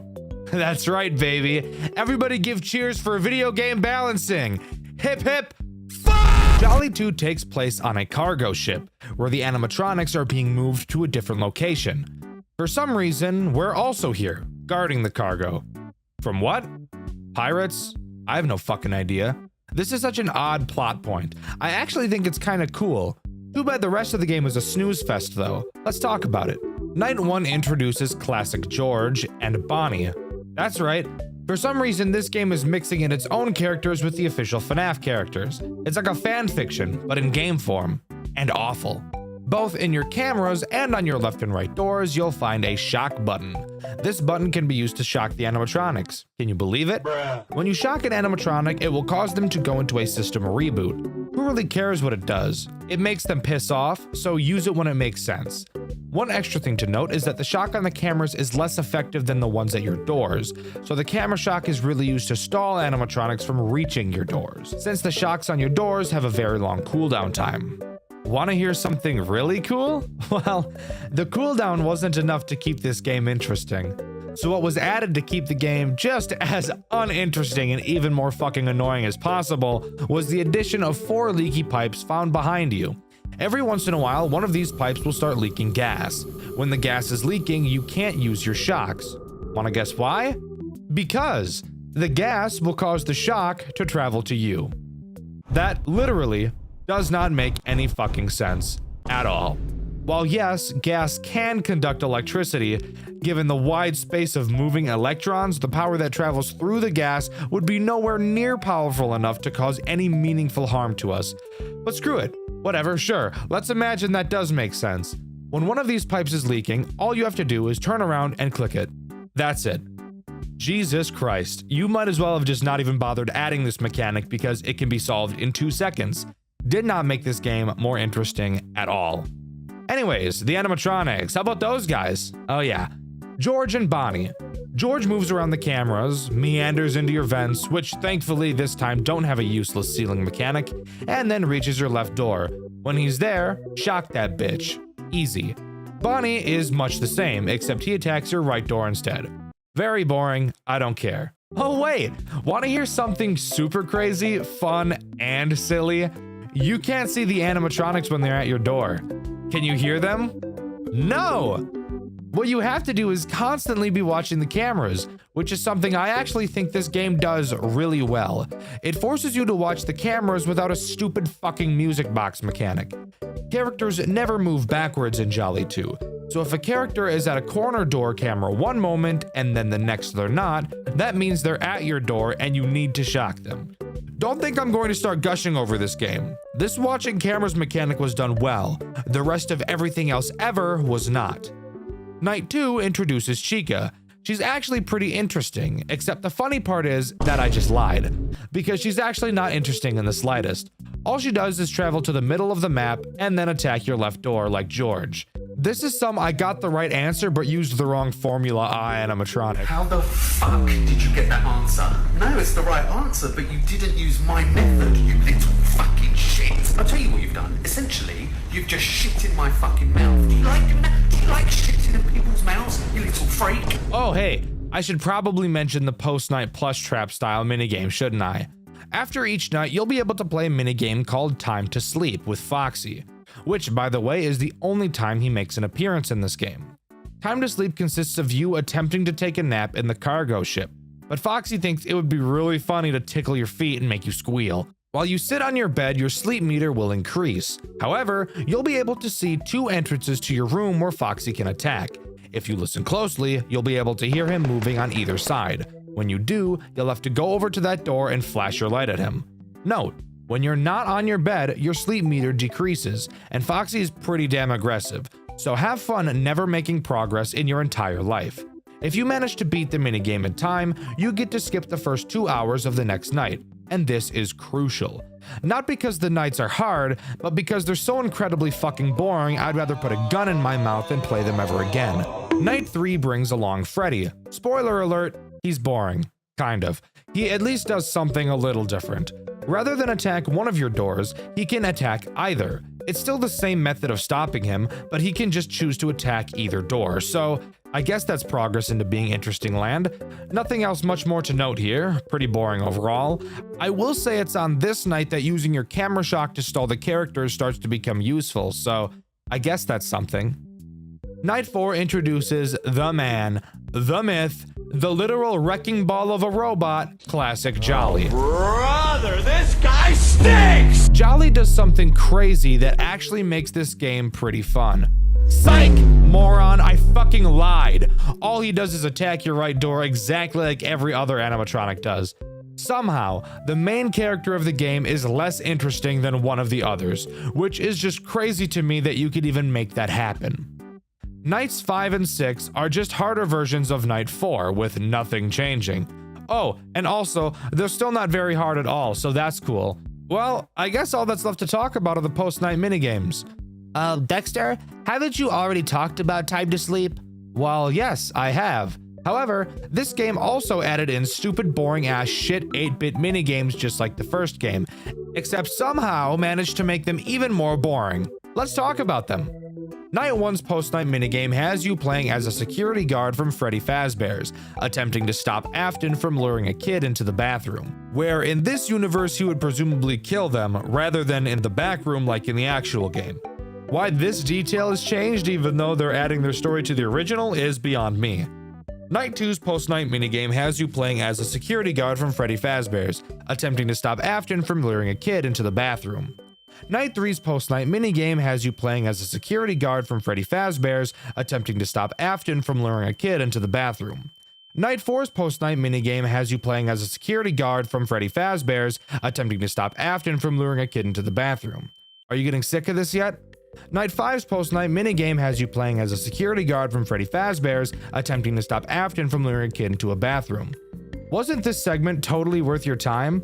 No? Well, you watched it anyways. So basically, if your brain doesn't work, Afton killed the kids. Wow, shocker. I would have never been able to figure that out without your expert opinion game. Thank you. There is a true ending in this game, however.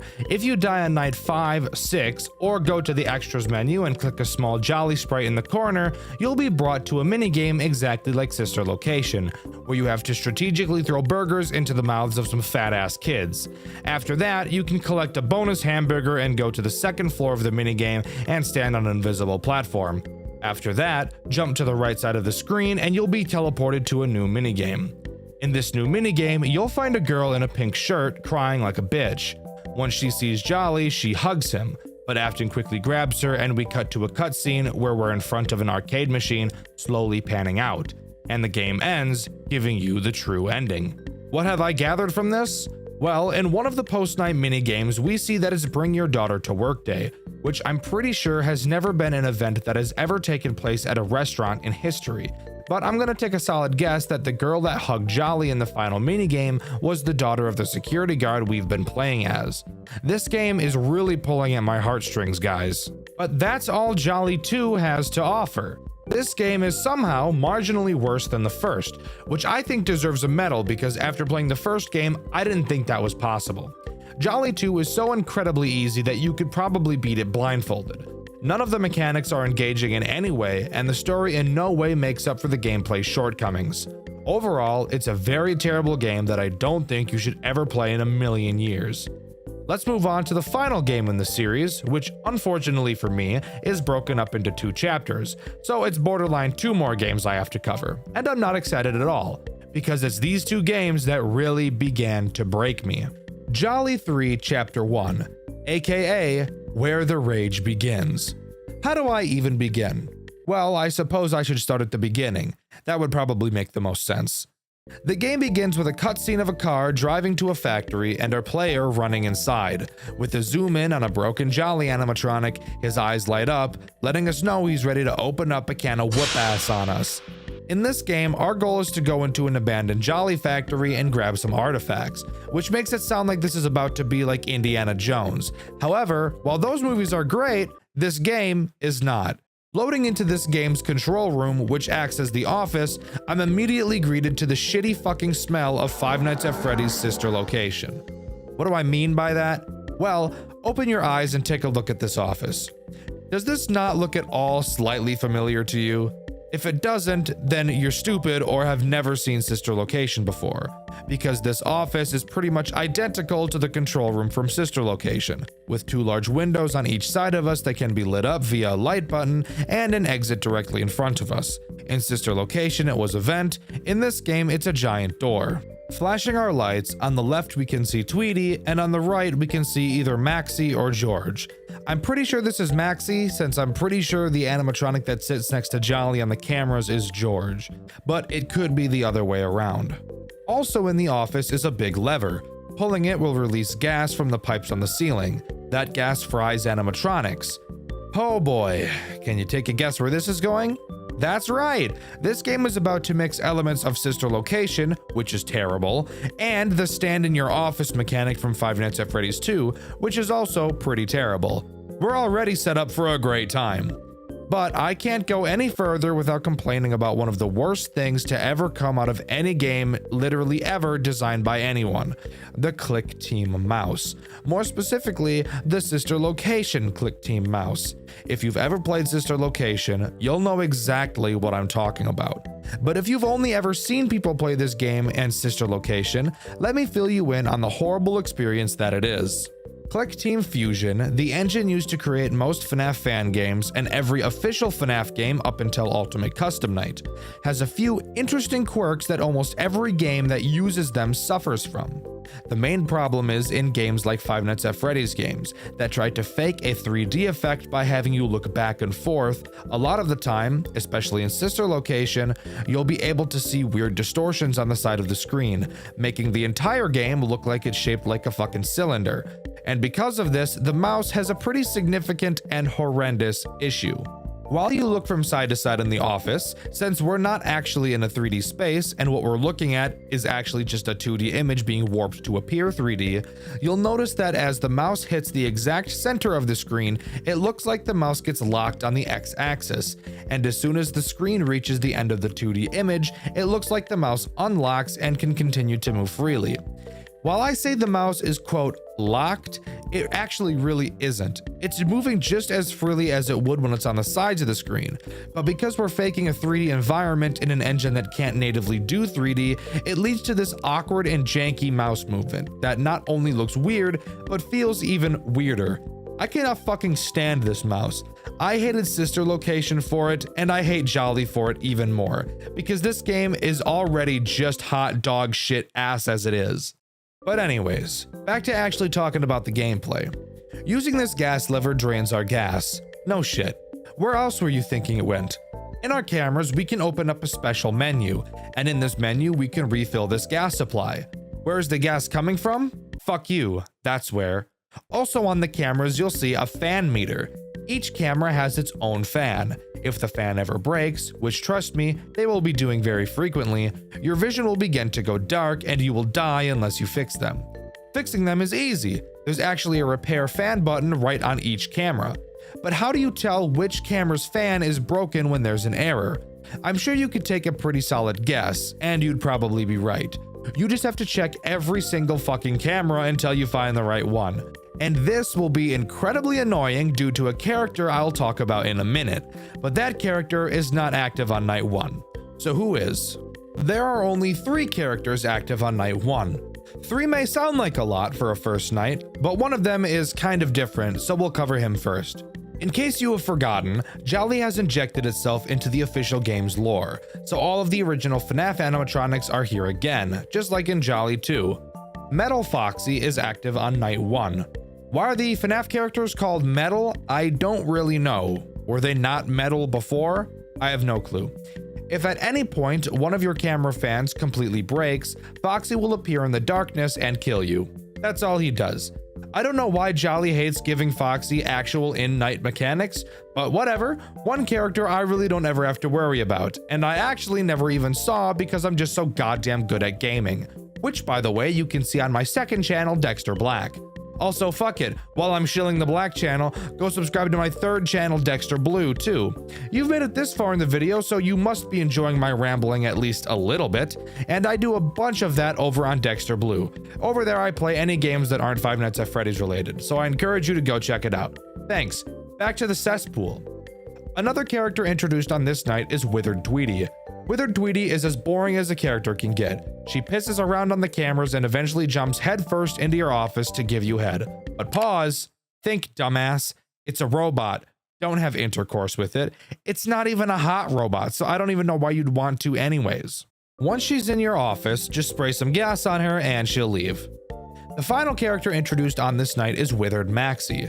She does literally the exact same thing Tweety does. Meanders around the camera and eventually wanders her way into your office. Same shit, different suit, really. Spray her with some of your liquid hot ass gas and she'll run out of the room holding your nose because you smell like shit. As much as I'd love to just start talking about night 2 in order to get this shit over with as fast as possible, we unfortunately have some Sister Location level bullshit ass minigames to talk about that take place between each night. So let's talk about the first night's fuck ass minigame. The whole point of these minigames is to find these relics that we came to this building looking for. Throughout this game, we're talking to a guy named Theo over the phone, who instead of coming into the building with us to help out, decided he'd rather be a pussy bitch and just call us on the phone the whole time like a clingy girlfriend. Theo leads us into test room 1 and tells us to find a locked safe. After doing so, the security system in the room goes off. And of course, the animatronics are a part of that system. And of course, Tweety is in the room with us.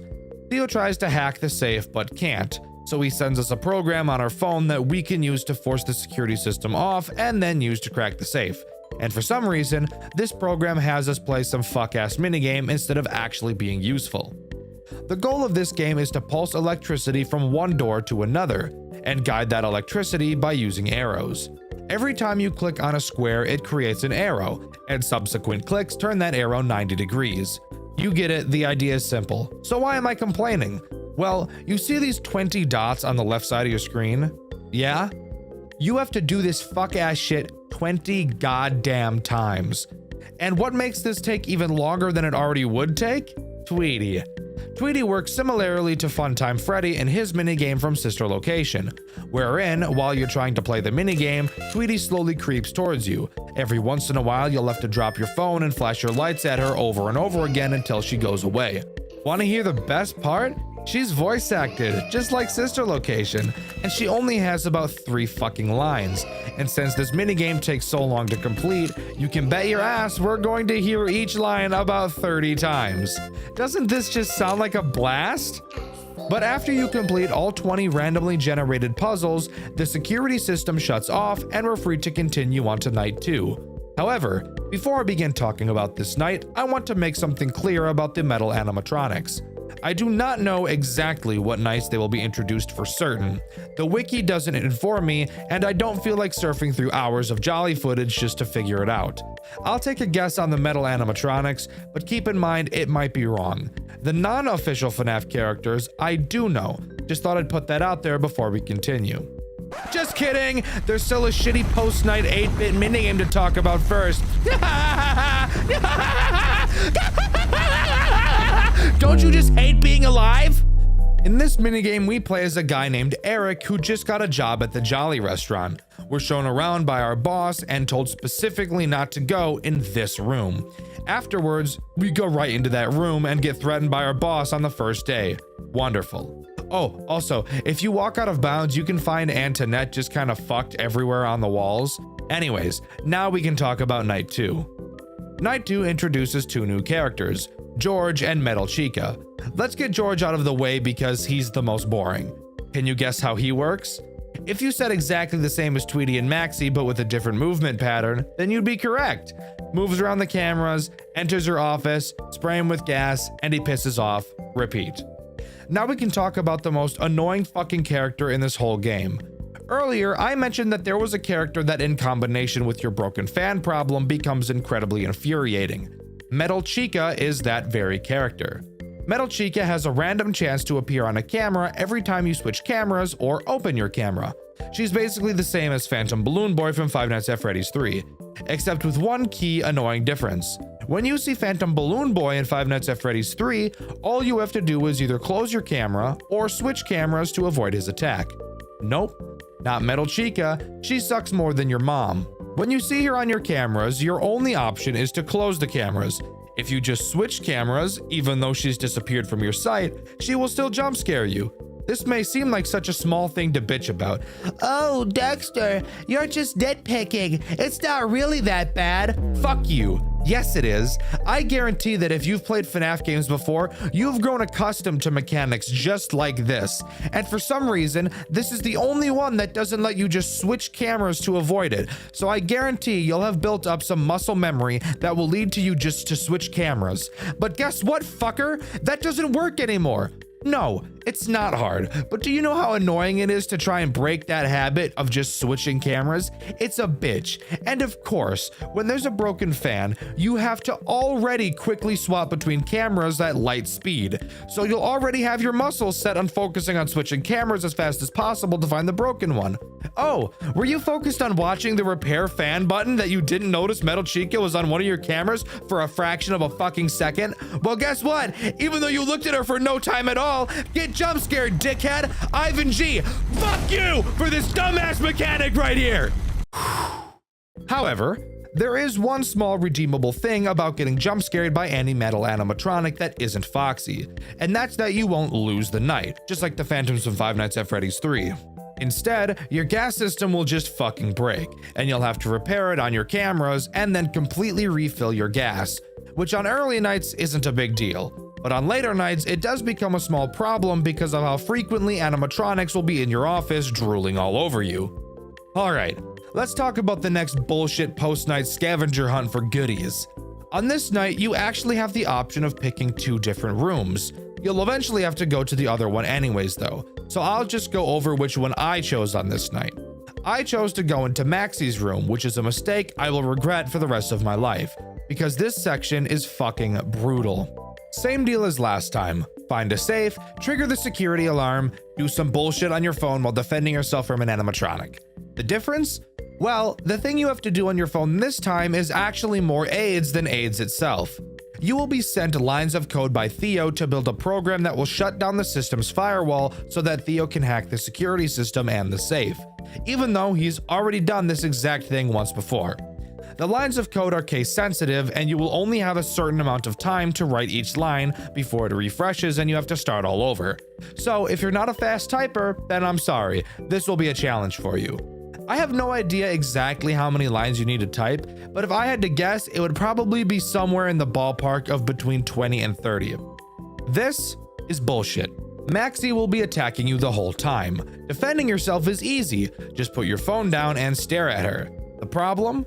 She takes forever to move, and the timer on your phone will still be counting down. This minigame takes so goddamn fucking cocksucking long to complete. I think it took me probably a solid 20 minutes to finish on my first playthrough, which you can find on my second channel, Dxtr Black.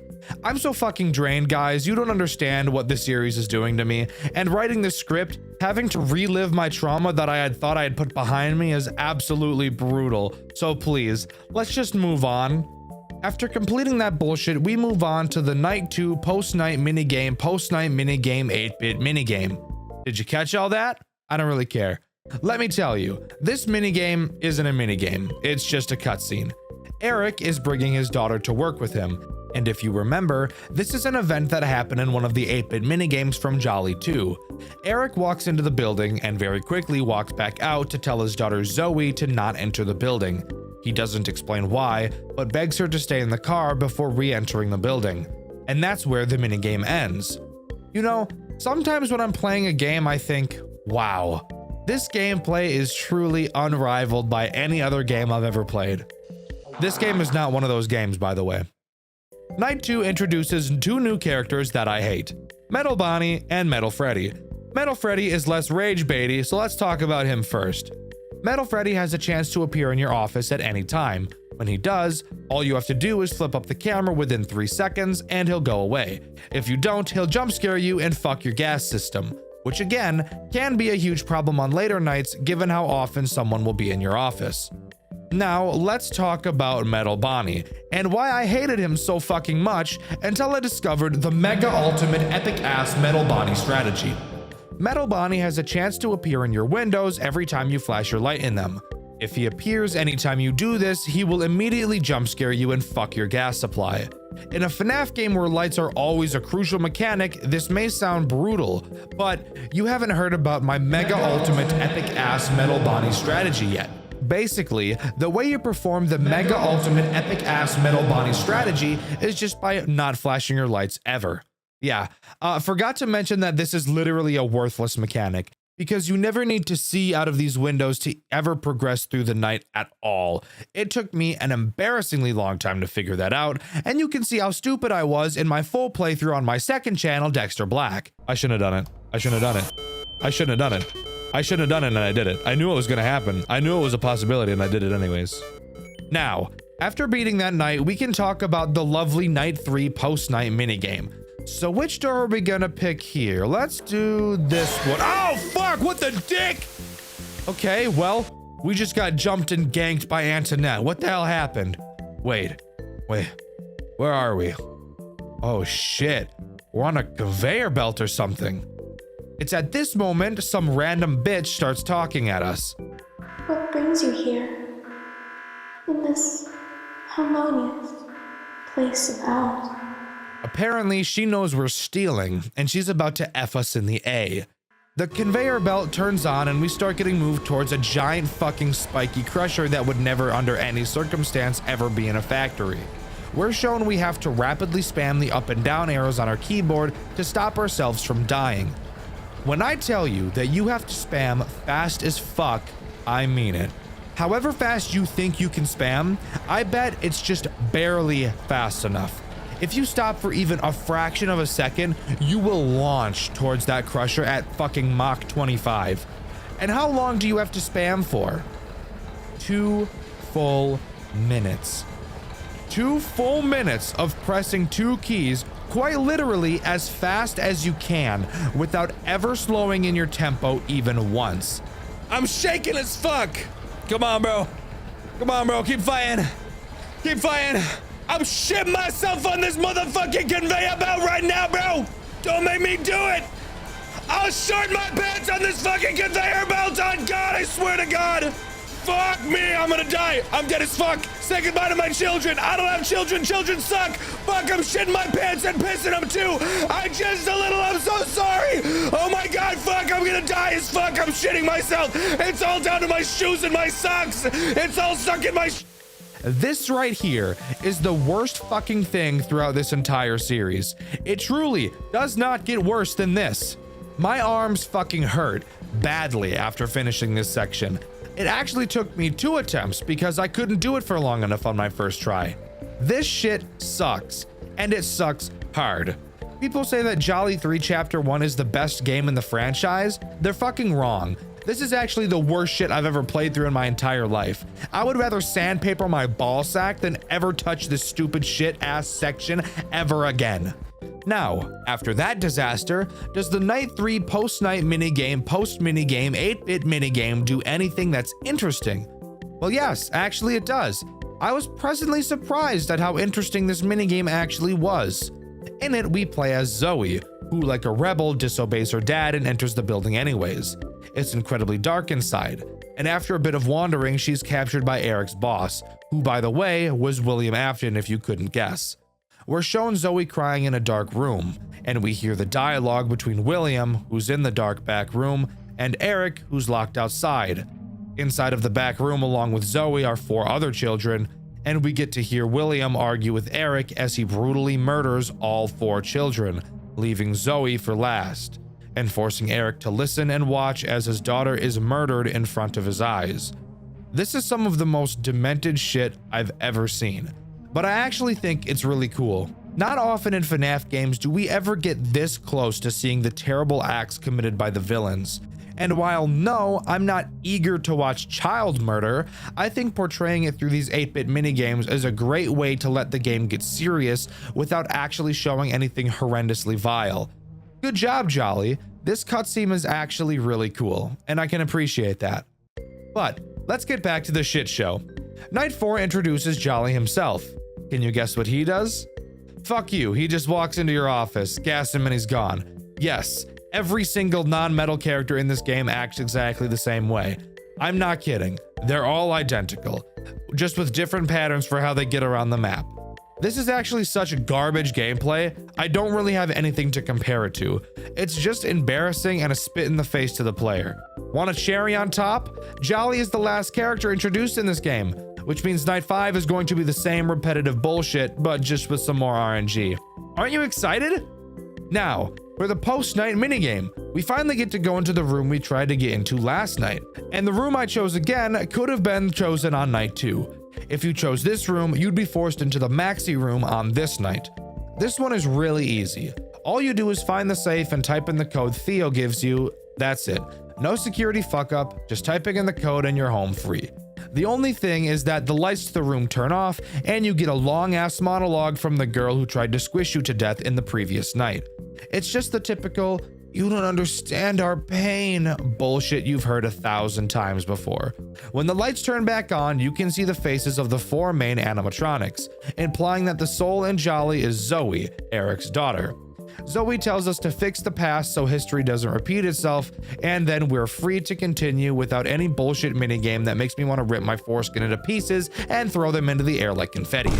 The Night 4 post-night minigame, post-minigame, 8-bit minigame consists of Eric on a boat, which I can only guess is the cargo ship from Jolly 2. We have to dodge guards' flashlights to stay out of their sight, and eventually jump into the back of an unmarked van, which, by the way, I would never suggest anybody do because that's just a terrible idea. But after that, the minigame is over and we can move on. And please, dear God, let us move on because I'm starting to run out of steam here. Before we begin night 5, Theo calls us and tells us he wants us to grab a fucking animatronic out of the factory and bring it with us. Are you fucking serious right now? You want me to grab one of the fucking murder robots? Are you out of your fucking mind? I think you're crazy. Eat my ass. I'm gonna do it anyways though, so I guess let's just get through the 5th night.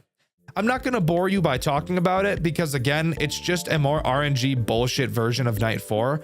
So let's not waste any time and talk about what happens after you beat it. After completing night 5, we head back to the Octagon and get a call from Theo. He thinks there might be an unactivated animatronic somewhere deeper in the factory. He apologizes and said that he knows we're tired, but to think about all of the money and recognition we'll get if we can pull this off. This seems like the most classic case of manipulation I've ever seen. But even knowing that, let's continue to fall for it every single time anyways. It's what happens in every single relationship, right? And hey, if we've all made it through one of those, what's stopping us from doing it one more time in Jolly? But this is where Jolly 3 Chapter 1 ends, with us heading deeper into the factory on the hunt for an animatronic to take back with us. Will this end up working out for us? We'll find out next week in the next Dxtr White video. No, I'm just kidding. We're finishing this up now. All right, let's wrap this shit up, huh? Jolly 3 Chapter 2 continues directly after Chapter 1. Who would have thought? We travel down an elevator into the Jolly Entertainment underground facility in search of a deactivated animatronic. Theo marks a spot on our map, and we actually get to travel around the building much like the movement system in A Shadow Over Freddy's, which by the way is a game I've covered on this channel on Dxtr White. You should watch that video after you watch this one. And fuck it, subscribe to Dxtr Black and Dxtr Blue because this video is sucking my soul out of my body right now. Anyways, after arriving at a door, we scan a key card we have and a robot tells us that we don't have access and to quote, return to our quarters in turn. This audibly confuses Theo and reveals that we are playing as someone who has previously worked for Jolly Entertainment. And if I had to guess who, my money would be on Eric being our main character throughout the games. After a bit more exploring, we enter a security office and a tape begins to play from the CEO of Jolly Entertainment, teaching us how to be night guards. We're told that we'll be put to the test before getting the job, and that he's placed 2 deadly robots in the building to defend ourselves from. Really? This is how you test your interns? Fuck, I see why we quit. But whatever. Instead of letting him explain it, I'm going to explain it because I'm the YouTuber, and it would seem lazy if I just played the phone call out in its entirety, no matter how badly I want to do that so that I don't have to write about this fuck-ass game any longer. Let's get the biggest elephant out of the room, the camera system. This camera system is like nothing I've ever seen in a FNAF game ever, and I'm gonna be honest, I actually really like it. It took me a bit to get used to it, but it's actually pretty cool. The cameras are split up into 4 quarters. Clicking on any of them will zoom in and give you a normal looking FNAF camera map, but with only 3 to 4 buttons on each. Meaning if you want to check on another camera, you have to exit the quarter you're in and select another one. I feel like this makes the pressure of going through the cameras just a bit more interesting and tense, and I think that's something these games have been missing, so good job, Jolly. Anyways, there are only 2 animatronics that can actually end your night in this entire game, and go figure, they're both active on night 1. These characters are Jolly and George. You'll notice in this game that Jolly has taken his head off, and a skinned human head can be seen in its place. Just something Sigma I thought I'd bring up, but yes, this is Jolly. Both characters act the same way, just attacking different doors in your office. Once they get to your office, you'll have to jam their signal. Fun fact, you can tell George is at your office by his glowing eyes like he's straight out of Five Nights at Candy's, so dealing with him is super easy. Jolly, however, is a bit of a tricky one. You cannot see his eyes at the door. So how do you know he's there? Now's a good time to talk about the maintenance panel located behind you. If you turn around, you'll find this panel, and it has 3 tabs located on it. Let's talk about the jammer tab first, since I've already mentioned it. Going to the jammer tab, you'll be able to activate the jammer. Damn, did you need a PhD to figure that one out, fuckface? When Jolly or George is at your door, you have to use the jammer to make them go away. But then the jammer has to recharge, which takes a pretty long damn time. If you ever use the jammer when nobody is at your door, the cooldown will last even longer, so really make sure you know where everyone is. I mentioned not being able to see Jolly at your door. Well, first of all, watching your cameras is important, so that'd probably help. Keeping your eyes on George isn't a big deal because you can see him, but Jolly is someone you're going to want to watch. He actually has 2 paths to your left door. The long way, aka the way you want him to go, and the short way, aka the way you don't want him to go. I'm sure you can guess why. Ding ding ding, because of the jammer cooldown. Good job, here, you get a cookie. Anyways, you can always double check where both George and Jolly are by using the radar tab on your maintenance panel. I'm sure you can guess what it does. It pings both of their locations on the map. This way you can tell for sure that Jolly is at your door if context clues on the camera aren't enough for you. However, every time you use the radar, there is an incredibly long cooldown, so only use it when you really can't find Jolly. But woohoo, you beat the night and we get to move on to the post-night 1 minigame, which by the way are way better than the post-night minigames from chapter 1. You'll be sat in front of a computer. You're tasked with decrypting 10 files each night, which each take a decent amount of time. However, while you're doing this, you'll be being attacked by Rusty, Freddy, Bonnie, Chica, and Foxy. Their mechanics are very easy. Every once in a while, you'll hear the sound of a door opening. When you hear it, you'll need to quickly turn around. You'll easily be able to tell which door has been opened, and you need to run over to that door and listen for breathing, just like Five Nights at Freddy's 4. If you hear breathing, you need to flash your light to scare the animatronic away and then lock the door. If you don't hear breathing, then all you need to do is lock the door without flashing your light. Then go back to decrypting. Decrypt all the files and you're home free. All of the animatronics act the same, by the way, so I'm not covering each of them here. Night 2 introduces 2 new characters, Shadow Tweety and Shadow Maxie. Shadow Maxie is not ass, so let's talk about her first. She is literally exactly the same as Metal Chica from chapter 1, spawning on a camera and fucking you up if you don't put the camera down, except she acts much like a shadow puppet from Five Nights at Freddy's 3, where she'll fuck up your vision and stun you for a while if she jump scares you. So definitely don't let that happen or you will probably die. Shadow Tweety, on the other hand, is a dick. She will slowly start building herself in your office the longer you look forward. Turning around will make her slowly deconstruct. If she ever finishes building herself, she'll jump scare you and cause a ventilation error. Oh wait, shit, I didn't talk about errors. Just like Five Nights at Freddy's 3, you have 3 errors: ventilation, camera, and AC, all of which can happen at complete random, and you'll have to waste a bunch of time repairing them on your maintenance panel. Choosing not to fix any of them can obviously lead to some major issues, so how about you just do it, you little bitch? But that's really about it. Complete the night and you move on to the decryption minigame again, and then back to the night section. No new characters are ever added, it's just harder and harder every time. Same thing goes for the decryption minigame, so there's really not much more to talk about until the end of the 5th night. After completing the 5th night, we get a short cutscene letting us know we have passed the test and we can work here full time, which also explains why we have a key card in the first place. Theo gives us a call and tells us that the oxygen system in the building has been tampered with. He gives us coordinates to the control room and we have to book it through the building to fix it. It's at this time I get to tell you about a bunch of fucking bullshit. This time, while roaming around the building, George is active and moving around too. And getting around him is the most fucked bullshit on the face of the earth. I literally don't know how to describe how to beat him because I really don't even know what I did. It seems like every single possible movement ends in a death. You have this hold your breath mechanic you're supposed to use, but there is no visual cue to let you know when you're safe to pass him. What you're supposed to do is hold your breath and wait, then exhale and walk past him. You might think, oh, hold your breath until he leaves, but he never leaves. He just stands there, menacingly, staring you down no matter what you do. If you don't hold your breath for just the right amount of time with literally no sign as to how long that's supposed to be, you're fucked and you have to listen to bitch-ass Theo's cutscene again. This took me a stupid amount of time to achieve, and it's honestly the most unenjoyable part of this chapter. But what happens if you get to the control room? Well, you get the misfortune of playing the most brutal and unforgiving night section this series has ever designed. The goal is to stabilize 10 rooms in the facility, but while this is happening, you're getting fucked by George and Jolly. In this office is a window and a door, just like the first Jolly game. You will have to check the light, and if someone is there, close the door until they leave. But here's the catch. You have a power system, and a power system that goes down so incredibly quickly it isn't even funny. When I tell you that you have to play this night perfectly, I'm not exaggerating. Checking the light is a bad idea.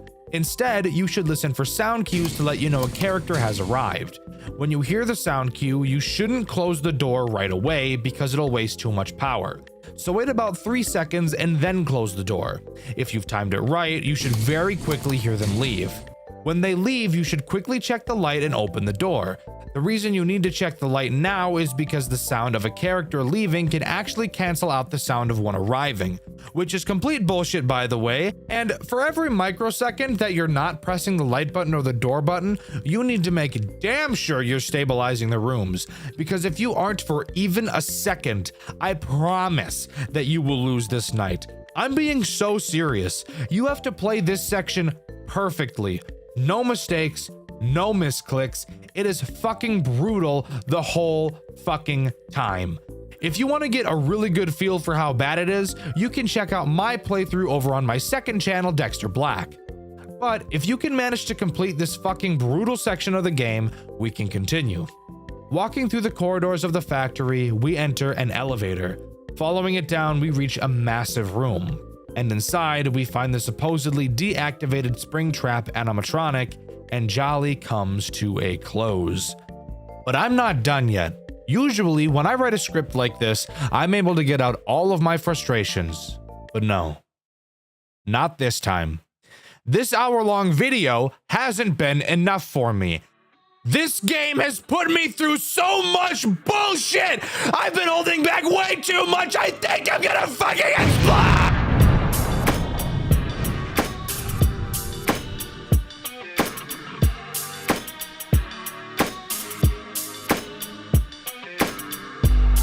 Some words to say, so I said them. I'm still fed up with this shit, so I grab my pad and my pencil. I'm about to go in, cause trying to be gotta be putting my foot down, a foot in. I cannot stop right now, I'm getting motion. I cannot call fit now and close all the curtains, cause George looking me up and down while licking on his lips. And Jolly coming up behind, grab my ass, said you mine, bitch. Nah, I don't got time for this shit. I got all these bitches climbing on me, they be beating on my ass like Muhammad Ali. I got a lot of emotions up inside me, better be believing one of them ain't Jolly. They be breaking on my back, Bruce Lee, even knowing that this shit is really fucking easy. I got a lot of emotions up inside me, better be believing one of them ain't Jolly. I'm really getting sick of this shtick. Tweety keep on grabbing on my dick and keep on twisting it. Maybe I would like it, but you're just a shitty Chica twin. Use the beat to eat my ass and wash it down with all my piss. Pissy bitch, you're pissing me off, so you deserve that. I'm pulling out these insults like they're rabbits in a hat. Jolly coming back for more, but had a heart attack. You be fat eating Big Macs, king of Big Macs. I got all these bitches climbing on me, they be beating on my ass like Muhammad Ali. I got a lot of emotions up inside me, better be believing one of them ain't Jolly. They be breaking on my back, Bruce Lee, even knowing that this shit is really fucking easy. I got a lot of emotions up inside me, better be believing one of them ain't Jolly. One more verse, I'll disperse. This game so bad, I call it a big ol' booty curse. George would beat my ass, but he be getting fruity first. But he got no gas, so he ain't giving me the jerk. Maxie's accidentally glancing at me, slap the bitch back forth with my fat meat. Actually, Antoinette's coming at me. Rope bunny, bitch, your wires are still attached, G. I got all these bitches climbing on me, they be beating on my ass like Muhammad Ali. I got a lot of emotions up inside me, better be believing one of them ain't Jolly. They be breaking on my back, Bruce Lee, even knowing that this shit is really fucking easy. I got a lot of emotions up inside me, better be believing one of them ain't Jolly. And with that, we're finally done covering the Jolly series. I want to mention that at one point there was going to be a Jolly 4 with a Game Jolt page existing for it. But as of now, that game has been cancelled, and it doesn't seem like we'll be getting any updates for it, but I'll keep my eyes peeled. I also know about a series called Jolly Bees, which is supposed to be connected to these games in some way, but I've not played them and I know nothing about them, and even if I did, there's no way in fuck I'd want to cover them in this video. It's already long enough as it is. Overall, I think Jolly is a pretty bad fan game series. I know there's a lot of nostalgia behind it for some people, and that me saying that will probably not sit well with most. So if you're upset with me for dogging all over a game you really like, I can totally understand that. But I thank you greatly for being able to make it this far. I would be lying if I said I had a good time playing this series, but I will say that Jolly 3 Chapter 2 was definitely my favorite. It feels like it was the most under control and sound in its mechanics. Sure, it was repetitive, but that allowed me to have ample time to develop a good strategy, which I felt was very satisfying. I wouldn't want to play this series ever again, but it's clear a lot of love and care went into creating it, and that's something I would never make fun of. While this game might not be for me, I think it's great if it's something for you, and working on this video has been an interesting roller coaster. I've never spent this long in a video before, and I really hope that the outcome is something that you were able to find some entertainment in, even if you don't agree with me. But what do you think? Do you agree, or do you think Jolly is actually really good? Let me know in the comments. I didn't even ask a question in my Flumpties video for some reason, so fuck me, I apologize for that. I spent way too long looking over that video to double check, and no, I never asked one. So thank you all so much for watching. Please subscribe. I like subs. They're cool. I've been Dexter, and I'll see you all in the next video. See ya!